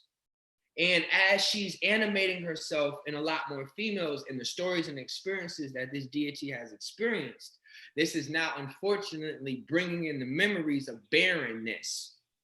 Do you remember in the Bible, an angel had to paint like a red door over all the different babies because some angel was going to come and snatch up the baby? I think it was like, I remember some Bible story like that. Like basically some angel was going to come snatch up all the babies. So they had to paint these doors red. These babies was the sacrifice to Lilith. They know Lilith to be the baby snatcher, or that 1/4 of all babies are actually sacrificed or given to her. That was based on her. That's an ancient story. It don't even matter. But my point is, As we animate these, for example, if we were animating the energy of Daku, we would be obsessed with getting records, money, grass, money. We would be obsessed with getting money. Now, you want to know something deep? Do you know who the richest person in the world is? Who? Vladimir Putin. He is the richest person in the world. That means that he has the most documents, money, currency. Do you know what Dracula's real name is? What? Vladimir. When they say Vladimir, okay. Right. Well, hold on. I'm gonna say it again. All right, I'm gonna say it again. Yeah. Dracula, okay, is obsessed with getting the most money in the world. He's a money deity. He's a currency deity. He's a paper deity. He's a documents deity. Dracula. All right. If you're animating these beings, you're going to take on the principalities and identity of that.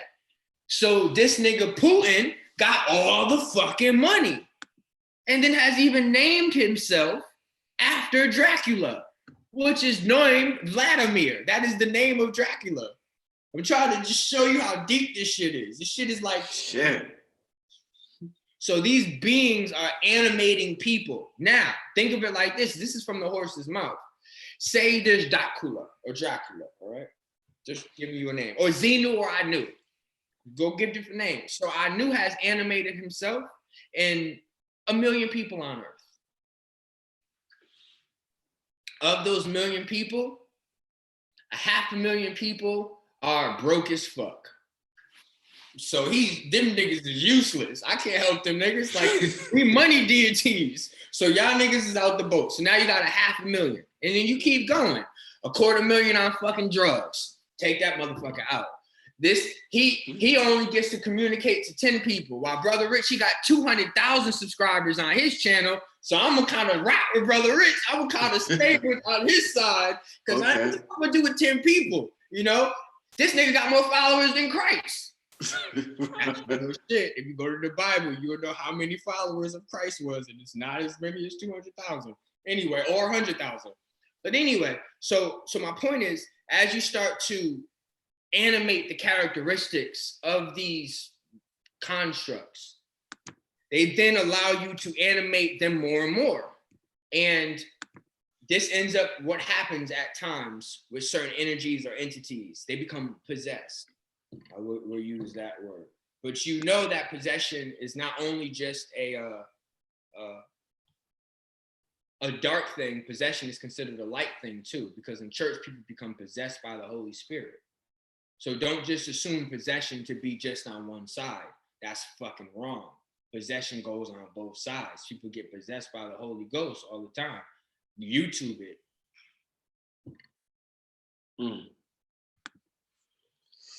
Listen, man. So I want to ask you this. So on a mundane level, the question I asked you about Dwayne Wade or whatever, and just everything we see going on with the gay agenda, we're talking about, because you was talking about closing the gates. So our main topic of discussion is depopulation. So that on a mundane level, we will feel like the gay agenda is a depopulation agenda. Bill Gates is in Africa giving out a whole bunch of vaccines. Okay, is my video on?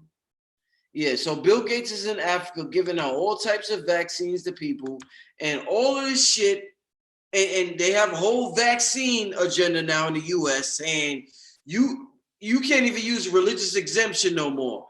Nigga, you need vaccines or whatever. So we feel like all of this on a mundane level, we feel like all of this is for depopulation. What you're saying, is it possible that we could feel a way on one level, but on another level, like you saying, it's a whole nother thing. So it's like a contradiction that's going on between the spirit realm and the physical realm. And the physical realm is saying this is happening, and but on another realm, a whole nother thing is happening that's completely contradiction each other. That's what you're saying?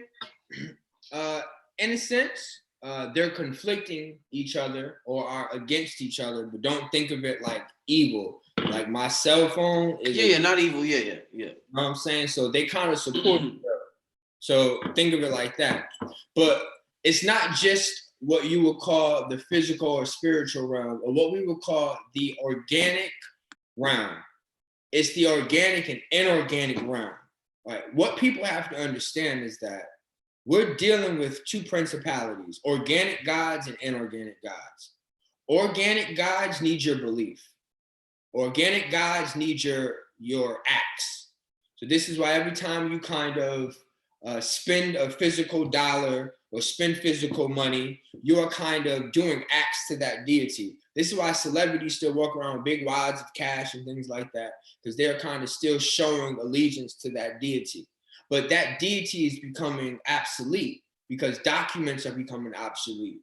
We're now converting everything into digital things. You're going to eventually have like a digital ID. Your IP address is your digital address. You know, these different things are forms of your digital self, or a form of a cyborg version of yourself, or an organic form of yourself. Now, this is my point. The organic gods have kind of lost. You know, that is manifested through, we don't even have physical currency no more. It's digital currency. That is a form of losing a battle. Old gods versus new gods. They kind of show you that on American Gods. Like we used to have letters, now we have email. So this is two different gods that are kind of serving the same construct. So this is my point. The old gods wanted tons of motherfuckers here. You know that, right? They wanted tons of motherfuckers here because tons of motherfuckers can serve them, praise them, do, you know, acts of belief, but they have lost.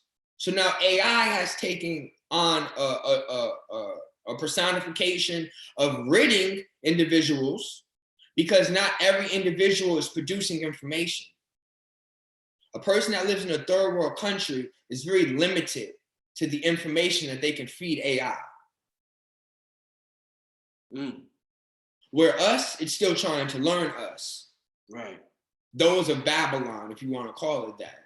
So it's still trying to learn our mannerisms, our acts. So we have kind of been chosen to survive based on the information content that we would be giving out or feeding AI, because we are kind of building the world of AI.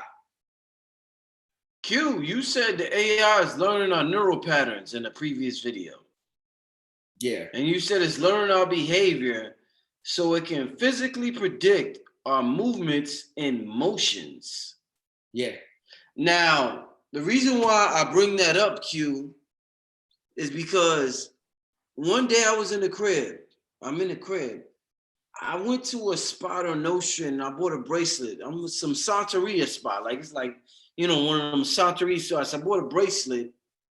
I come home, I show my girl, and I go on my phone. I'm talking about like 3 minutes, 4, 5 minutes tops later, shit come up on as an ad on YouTube, like damn near identical. And I'm like, I didn't type it in the search engine, and I don't think the camera picked up on the bracelet. How the fuck does my phone know that I bought this bracelet? So is it the so-called white man, the so-called government, the so-called Illuminati that's picking up on this? Or is the AI so intelligent it don't need them no more? It just picks up on it. It definitely don't need them no more. Shit. Come on. The angles. Oh my shit, Q. Explain that. Being honored a Nordic race. This Nordic race had what you would call crystal technology. The Nordic race is Kael, your Superman. Did Superman ever work with no goddamn AI? Fuck no. You know who worked with AI? Batman, Saturn, that shit. And that is, we're going back to the dark, not the light.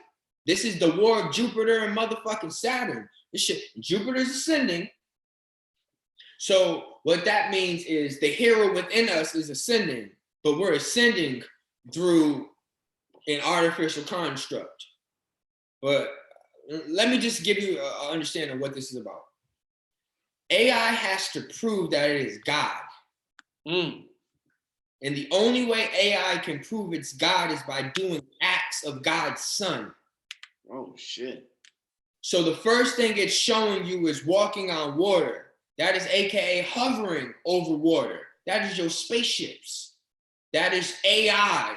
That is artificial intelligence. That is controlling and manipulating these crafts. Yes, they have what you can call robotoid, clone, or grown individuals, very similar to like an eggplant. Some of these grays are grown. Some of these are robotoids. Some of them are silicone. They're different constructs of grays that are operating these machines. But anyway, it's AI that is controlling these ships. That's one concept. Next concept is to bring the dead back. Now, do you understand what AI is doing? Whitney Houston goes on tour this year. Whitney Houston has been dead for several years now. How the fuck is Whitney Houston going on tour? Because what AI did was learn Whitney Houston's behaviorisms. It studied Whitney Houston, her singing, all her songs, all of her dance moves, all of her movements and mannerisms, so that it then can replicate them on stage as a hologram. And this is one of the beginning acts of not only resurrecting the dead or showing you that you can bring the dead back to life, but they've been doing that on movies too. So what do you think Gemini Man is about? Gemini Man is about showing you that you can reverse age. And not only can you be an older individual, you can actually perceive yourself as the younger self, all in one timeline. Reverse age. So AI has a lot of different agendas. AI is really trying to create miracles. And if it produces these miracles, they know the signs of religion. The people will follow. Damn, wow. Fucked up. That's some real shit, Q. That's definitely some real shit, Q. Give me a question, family. Let's get a question from the family. We got about 15 more minutes on here. Wow, we've been on since about 6 o'clock. We got about 15 more minutes on here. Give me another question, family. This has been an amazing show. I hope y'all enjoy. I know y'all don't hope y'all. I know y'all enjoyed the show. By the way the chat room is moving, I know y'all enjoyed the show. So is he from Cali? I don't know. He's not. I don't. Q, you from Cali? I'm from Connecticut. From Connecticut. I was, in the same city where Yale is. Skull and Bones. Okay.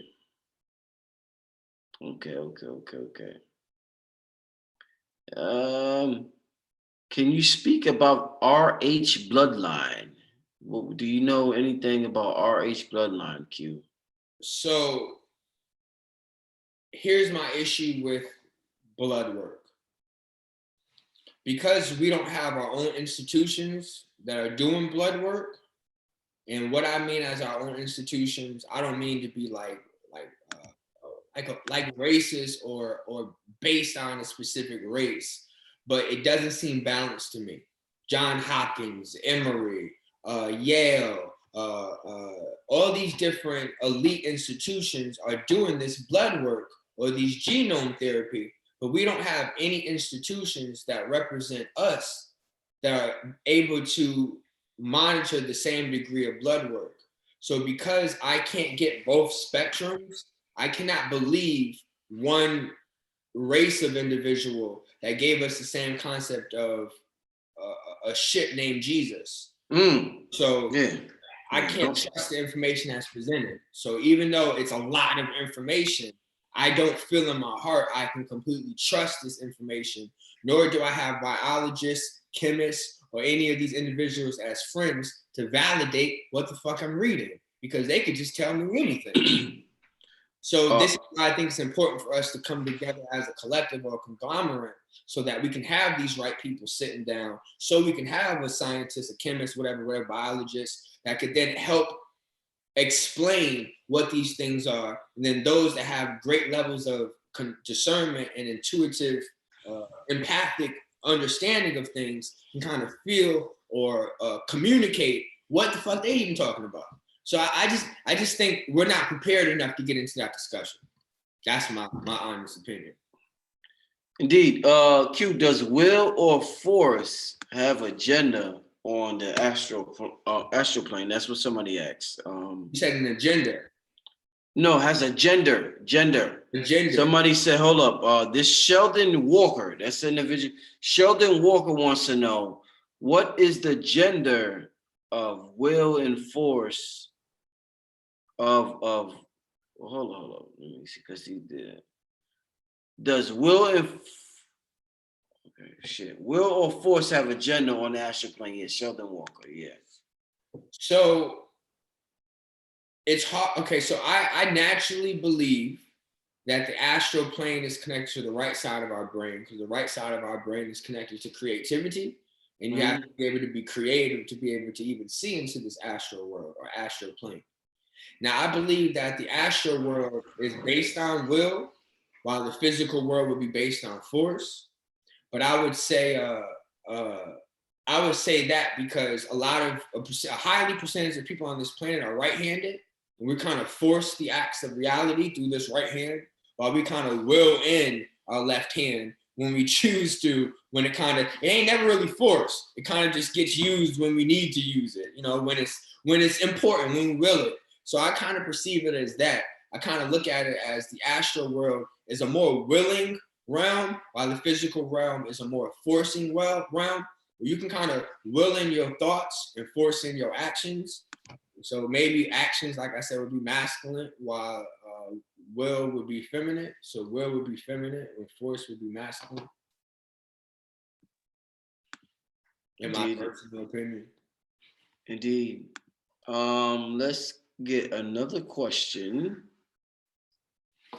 Can you speak more on the actions of the mother and why she's enraged and bored? That's a female. She want to know why. Yeah, she want to know why she feel the way she feel, Q. So in the beginning, there was unawareness. And then instantaneously, there became all awareness. Now, this all awareness is a memory. This all awareness can also be what you perceive to be like the Big Bang. So in the beginning, there was silence. And then there was an idea, an ah. And this ah was all encompassing. Like ah, if you open your mouth, it's a full O. It's like an all encompassing experience. It's the all conscious. Then it kind of went back into itself. Now it went back into itself in two subdivisions, subconscious and conscious. So she is bored with herself because she is playing the same conscious roles over and over and over again, AKA only accessing 10% of that all consciousness that she once experienced. If you want me to tell you what this would look like, imagine a sexual experience that you've had, and you had a man that fucked the shit out you, excuse my French, and it was wonderful. You've had multiple orgasms and it was great. And then everybody else that you dealt with can't even make you come, can't even turn you on. That's kind of what's happening in what you can call an astral realm, or the body that we're in, that she's experienced such a great orgasm or ejection or release that it's hard for her to even get back to that point or find that point. That's no different than like the first time you smoke, the first time you might have orgasm, or the first time anything happens. It's kind of like great energy or great surges, and then anything after that is kind of mediocre. So we have to get back to the point where we are creating that combustion, that orgasm, that awakening, them new eyes, them new ideas, so that we then can get back to those new sparks and not regurgitate the same 10% over and over and over again. Wouldn't you say you're bored at fucking 10% of 100? Imagine playing Super Mario Brothers and getting a level fucking 1 out of 10. That shit boring. Damn, man. Q, man, the information that you do and what you into, my brother, do you ever need drugs, weed, liquor, or anything else to feel normal? Do you feel normal with just the everyday activity of life? What does normal feel like? What does normal feel like to Q Reaves? Your version of normal. What does that feel like to Q Reaves? Living in this world, this realm. So this is real interesting because I'm kind of like, you ever seen the movie It? You have the clown, he holds the balloon. Mm-hmm. Well, I am kind of the balloon, but then I've created anchors to hold me down. And those anchors are imaginative because that's what it kind of represents, the imagination. Now, I just use that as an analogy. I don't want you to think of it in a negative way, but I use certain things to anchor me here or to keep me here. So like, for example, I like fashion. I like dressing. So I get excited about spending 6 fucking hours in the mall. That's real, or online. Like, this anchors me here. This keeps me here. That might be real low vibration. What, you want me to stay high all the fucking time? So then I dip the fuck out. Like, I'm not here. I'm in someone's mental home shaking and shit with all the thoughts that's going on in my head. Like, that don't work for me. So I have to keep something that keeps me here. Now, I don't have fears. Fears is something very difficult for me because when I took salvia, I had to experience my own death. So I don't have a degree of fear. That's not it. So I had to create other things. So it's not fear or it's not force. You can't force me here. I have to will myself here. So as I will myself here, I make sure I'm comfortable. And that is my agenda. Make sure I have a nice office, I have a nice car, I have nice clothes, I smoke good weed, I drink good liquor, I eat good food. That is important for me, to honor my vessel, to appreciate it by giving it the best that I could provide. And, you know, I've been trying to get right with the right herbs, with just really start honoring myself. Because there was a time I did not. You know, 3 years ago, I was on drugs. You know, I was taking crazy, you know, Xanax and my, you know, not remembering things and things like that. So I remember what that looked like. Like, I've had many paths in my life, and I realized what got me bored. I used to model. I used to be around beautiful fucking women, sleep with beautiful fucking women. And I used to get like bored. I used to be like, damn, like, I'm bored, like something gotta give. So then like I got into drugs and that shit got boring. And I was like, nah, that ain't it neither. And I realized none of those things was feeding my soul. And then when I started getting into healing and helping and unlocking people and showing people the truth within themselves and helping them awaken themselves, the reward that I felt from that kept me here. It anchored me. It gave me purpose. It gave me a feeling of accomplishment. So I usually say a very simple title: I'm only as good as the energy I receive. Same for you. As you receive more honor and the donations and praise and respect, whatever, it gives you more energy to continue the mission and push forward. So I'm only as good as the energy I receive. And I'm receiving a lot of positive energy and supportive energy at this time in my life. So it keeps me here. It keeps me here, if you want to talk about in this realm of educating metaphysics or communicating what the fuck I feel. It keeps me here. But if I don't keep myself anchored, I could float away. So I'm constantly acknowledging it, whatever it may be. Facts, man. I could definitely appreciate that answer, Q. I want to take one more question from the people, and I guess we'll wrap up. What time is it? 8:45 Eastern Standard Time. I want to take one more question from the family. Before I do that, leave your Cash App and your website for the people, Q. All right, it's $CUE REAVES, and the website is the same thing. Q Reaves, CUEREAV as in Victor ES.com. All my information is there. Email at Gmail. Everything is Q Reaves. I try to make it as simple as possible. Branding is important. Consistency is important. So I'm trying to make sure it's accessible based on those 2 principles. Yeah, make sure you'll show the brother love, man. We've been on here for a while tonight. So I want the brother, after this show, I want the brother to hit me up and say, yo, Brother Rich, they show me love on the Cash App. Don't embarrass me, family. Don't make me look bad. You know what I'm saying? I'm bringing people on here. Make me look good. Say, even if it's $1, send the brother some love and make me look good for my guests that I bring on here. Give me a question. One thing I wanted to mention though, these regression sessions that I offer, yes, can be done in person or over the phone. Oh, yes. A lot of people actually ask that question, like, can you do this type of work over the phone? Most definitely. This is what we call a light theta state or a light hypnosis state. Very similar to daydreaming, very similar to if I asked you to imagine the last thing you ate and you kind of pop it in your head. That's kind of how you go to see these things. So on my website, it provides both. It has either in person or via phone call. So my office is in Memphis, Tennessee. If anyone is in the area in Tennessee or want to have a physical subconscious regression, that is an option. In these regressions, we have the ability to contact loved ones that might have passed. We have the ability to contact past selves, contact different entities or energies that have connected with self, go into past lives, contact different animal totems or beings that are connected to you, extraterrestrials or interterrestrials. I mean, the list goes on, family. So there's a lot that dwells within your subconscious. Once again, 90%. So there's worlds within worlds, experiences within experiences locked away within you. And if you can kind of tap into them within your mind, you're kind of tricking or telling your body to experience these things as well.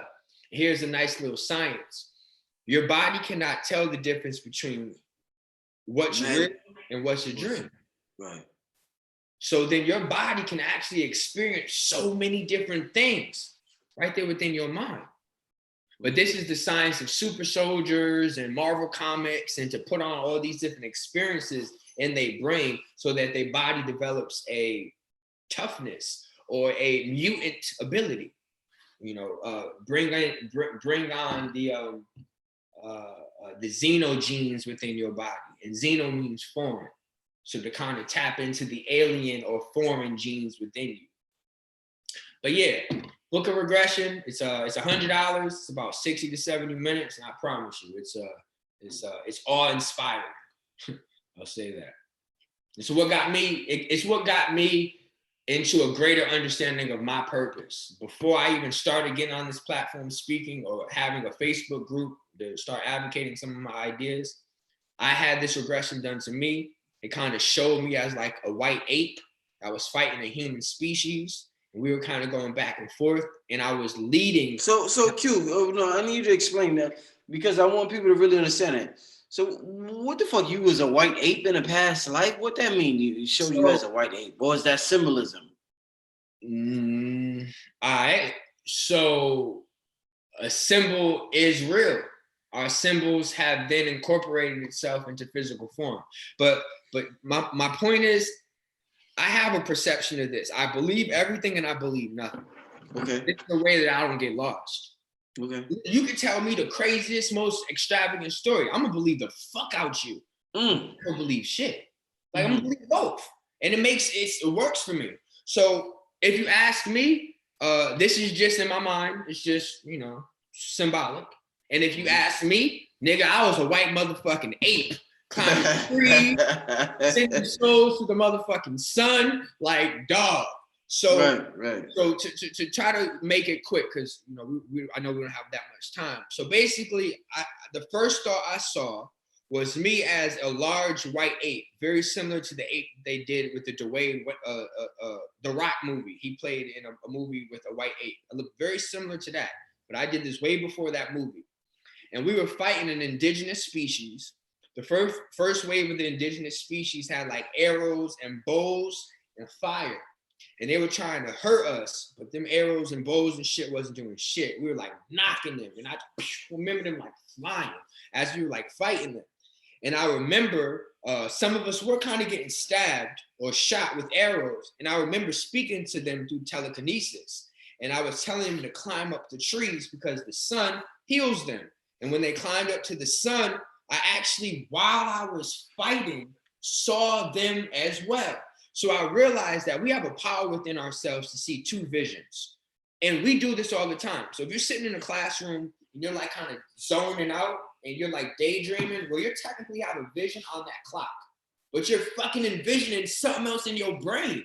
Fucking what you doing at school, at home, what you about to eat. who fucking knows? You envisioning a whole nother world right there within your world. So I said, oh shit, we actually have that ability from angels. But we could see two visions at once. So I remember fighting them and at the same time seeing my brothers climb up the trees, bathe in the sun, and the arrows literally popping out of their bodies. Like literally healing them. And then they would fucking fly down the tree. Like, and it was strong. Like I felt it. Boom. And then they'd come fighting again. So then I remember it's like a flash, and then the wave 2 came, where they were like Nazis, where they had like machine guns and bombs and, you know, things like that. Now we still had the ability to defeat them, but they fucked us up. And oh, another thing, the first wave, they realized that the trees were giving us strength.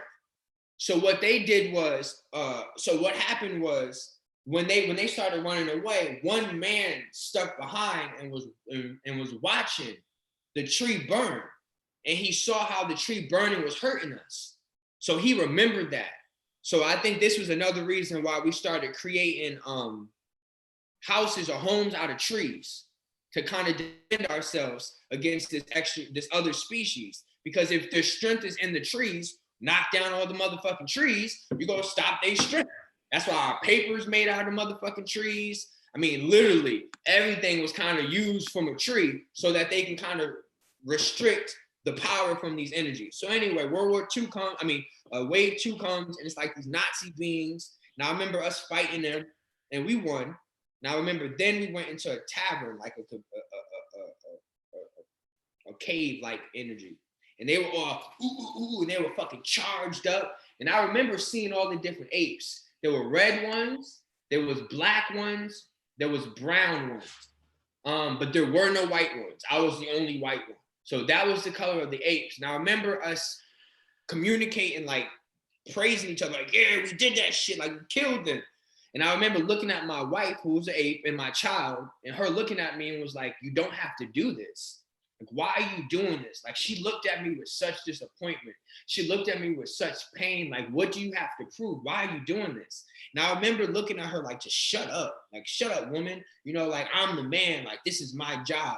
Like, how can I do that? But I remember feeling like that. And I remember when we went into wave 3, they were hella advanced, like now. And they were killing the fuck out of us. Like, to the point where we were actually exterminating. Like, they were killing us. So I had to tell my brothers to climb up to the trees and to release their ka, or their chi, I'm sorry, not ka, to release their chi out. And once they released their chi out, I remember their plasma bodies leaving their body, and then their bodies fucking dropping. So I remember seeing my brothers dying, like falling like bodies from the fucking trees. Doosh, doosh, doosh. And what was happening was the sun was getting ready to set. So they had to hurry up because they were connected to the sun, the darker beings, while I was connected to the moon. So I had to leave as well, but I had to wait for the moon to come out. So I remember staying up in the trees, like just crying and being emotional and saying this was all my fault. I was blaming myself. And then I remember leaving, going into the moon, and it kind of ended like that. But that kind of told me like my job, like I'm going to sometimes feel like an outcast. I'm going to sometimes feel different or void. I also kind of got a download that I was too busy feeling like an outcast because I was too busy focusing on what was in front of me and didn't focus on the support that was behind me. And that if I would have just turned my back to the enemy, that I would have focused on that which supported me, and I would have felt the energy of support and not the energy of being an outcast or a threat. Let's just say that. So it was a lot from that, you know, and that kind of just made me feel like I have to learn how to do this. Like I have to be able to do this to other people. And I did it to my baby mother, and she actually brought forward an energy named Anika. And this energy was Anika, and it was an indigenous being who was crying because her village was being burnt, and she was speaking in a whole nother tongue. Now, I mean, you gotta understand, I knew this girl since she was 5 years old. I've never heard her speak another tongue, another language, none of that. And that shit was freaking me out because we was over the phone. And I was just like, just focus on your kids. Remember the kids. Remember the kids. Like I was nervous. I was just starting out, and she was freaking out. She was speaking in her tongue, crying and shit, like her native tongue that I've never heard before. I actually had to call for an angel to interpret what she was saying. And then I remember once I had her focus on the kids, she snapped again and then animated into a British accent, which is actually a part of MK Ultra Mind Control. But I ain't gonna get into that because we don't got time. And that British accent claimed to be Shiva. And she was like, hello, darling. And she's like, what are you, fucking other whores? Wow. Dog, I can't make this shit up. So I was like, bro. Yeah. So she was spazzing on me, talking about I'm not loyal. Like the craziest shit I experienced, Rich, is the fact that I've had women become possessed and yell at me about shit I don't remember. Like, I ain't do that shit. Like, and then I'd be yelling, I'd be like, well, bitch, if you didn't fucking take my memories, I would be fucking able to remember the shit you mad at me about. I'd be arguing with these fucking, they'd be like, they be tripping, dog. I swear to God, they be tripping. But like I said, I'm not one to really be scared of shit. So I'm a troller, my motherfucker's like, nah. To me, I was like, nah, need that motherfucker. I'll do this shit right back to you. Like, the fuck? So they don't like me because I be like in my sessions clowning them sometimes, fucking with them, or when they possessing people and shit. So it should be funny to me. You can't take shit too serious. It'll kill you. Stress kills you, family. Nah, it definitely does, man. I'm glad, like, with let me my video. With something like this and what you do, people will definitely, if somebody talk to an entity, they'll get so serious and they'll be like, oh my God, the entity talked to me. It seems they're so lighthearted with the shit. And that's what reminded me of Bobby. Bobby like, well, shit, man, who the fuck are you, man? That's what I'm like. Like, who the fuck are you, man? I'm Bobby Hemmett, man. Who the fuck are you? So I definitely, I could appreciate your approach to this situation. And I think that's what allows you to get so much information, brother, and not just be a slave to whatever you witness or whatever you hear, brother. So it's like completely dope what you're doing, man. And I look forward to continuing to interviewing you on this channel. And I see the people who enjoyed this interview already. So I don't even have to say, did y'all enjoy it? They definitely enjoyed it. Thank you, family. Yeah, they definitely enjoyed it. Give their website one more time. They want to know the website. Well, Q Reaves, right? Q Reaves. QReaves.com. And the biggest thing I'm trying to advocate is sovereignty. And what people have to understand is sovereignty is to be able to have free thought and also have free actions. And unfortunately, there are a lot of sovereignty campaigns out here, and that's someone else telling you you're not sovereign. Well, that's putting you on your own sovereignty. And you have to be careful with that because you have to understand the importance of self and what self has stored within self first. If you come from a big bang, you come from a source, and that source has instilled all the information within you if you allow yourself to accept it, to receive it. That's it. That's my Jerry Springer final thought. That's his Jerry Springer final thought. Q Reaves, brother Rich. Q. So what's this? February. I want to have you back on in March, my brother. Is that cool with you? Yeah, I'll be honored. Most definitely. I'm gonna have the brother back on in March. Family, let me know what y'all think. If you got any questions, email me. Y'all know my email by now. But thanks for the support. Make sure y'all hit up the brother Q Reaves. Like, remember what I said about the Cash App, family, and the support system and how the gossip channels get the support. Make sure y'all support the spiritual channels as much as the gossip channels support their gossipers. But besides that, I just want to thank y'all for tuning in, everybody that liked the video. And on the brother Q Reaves, we've been on here for shit.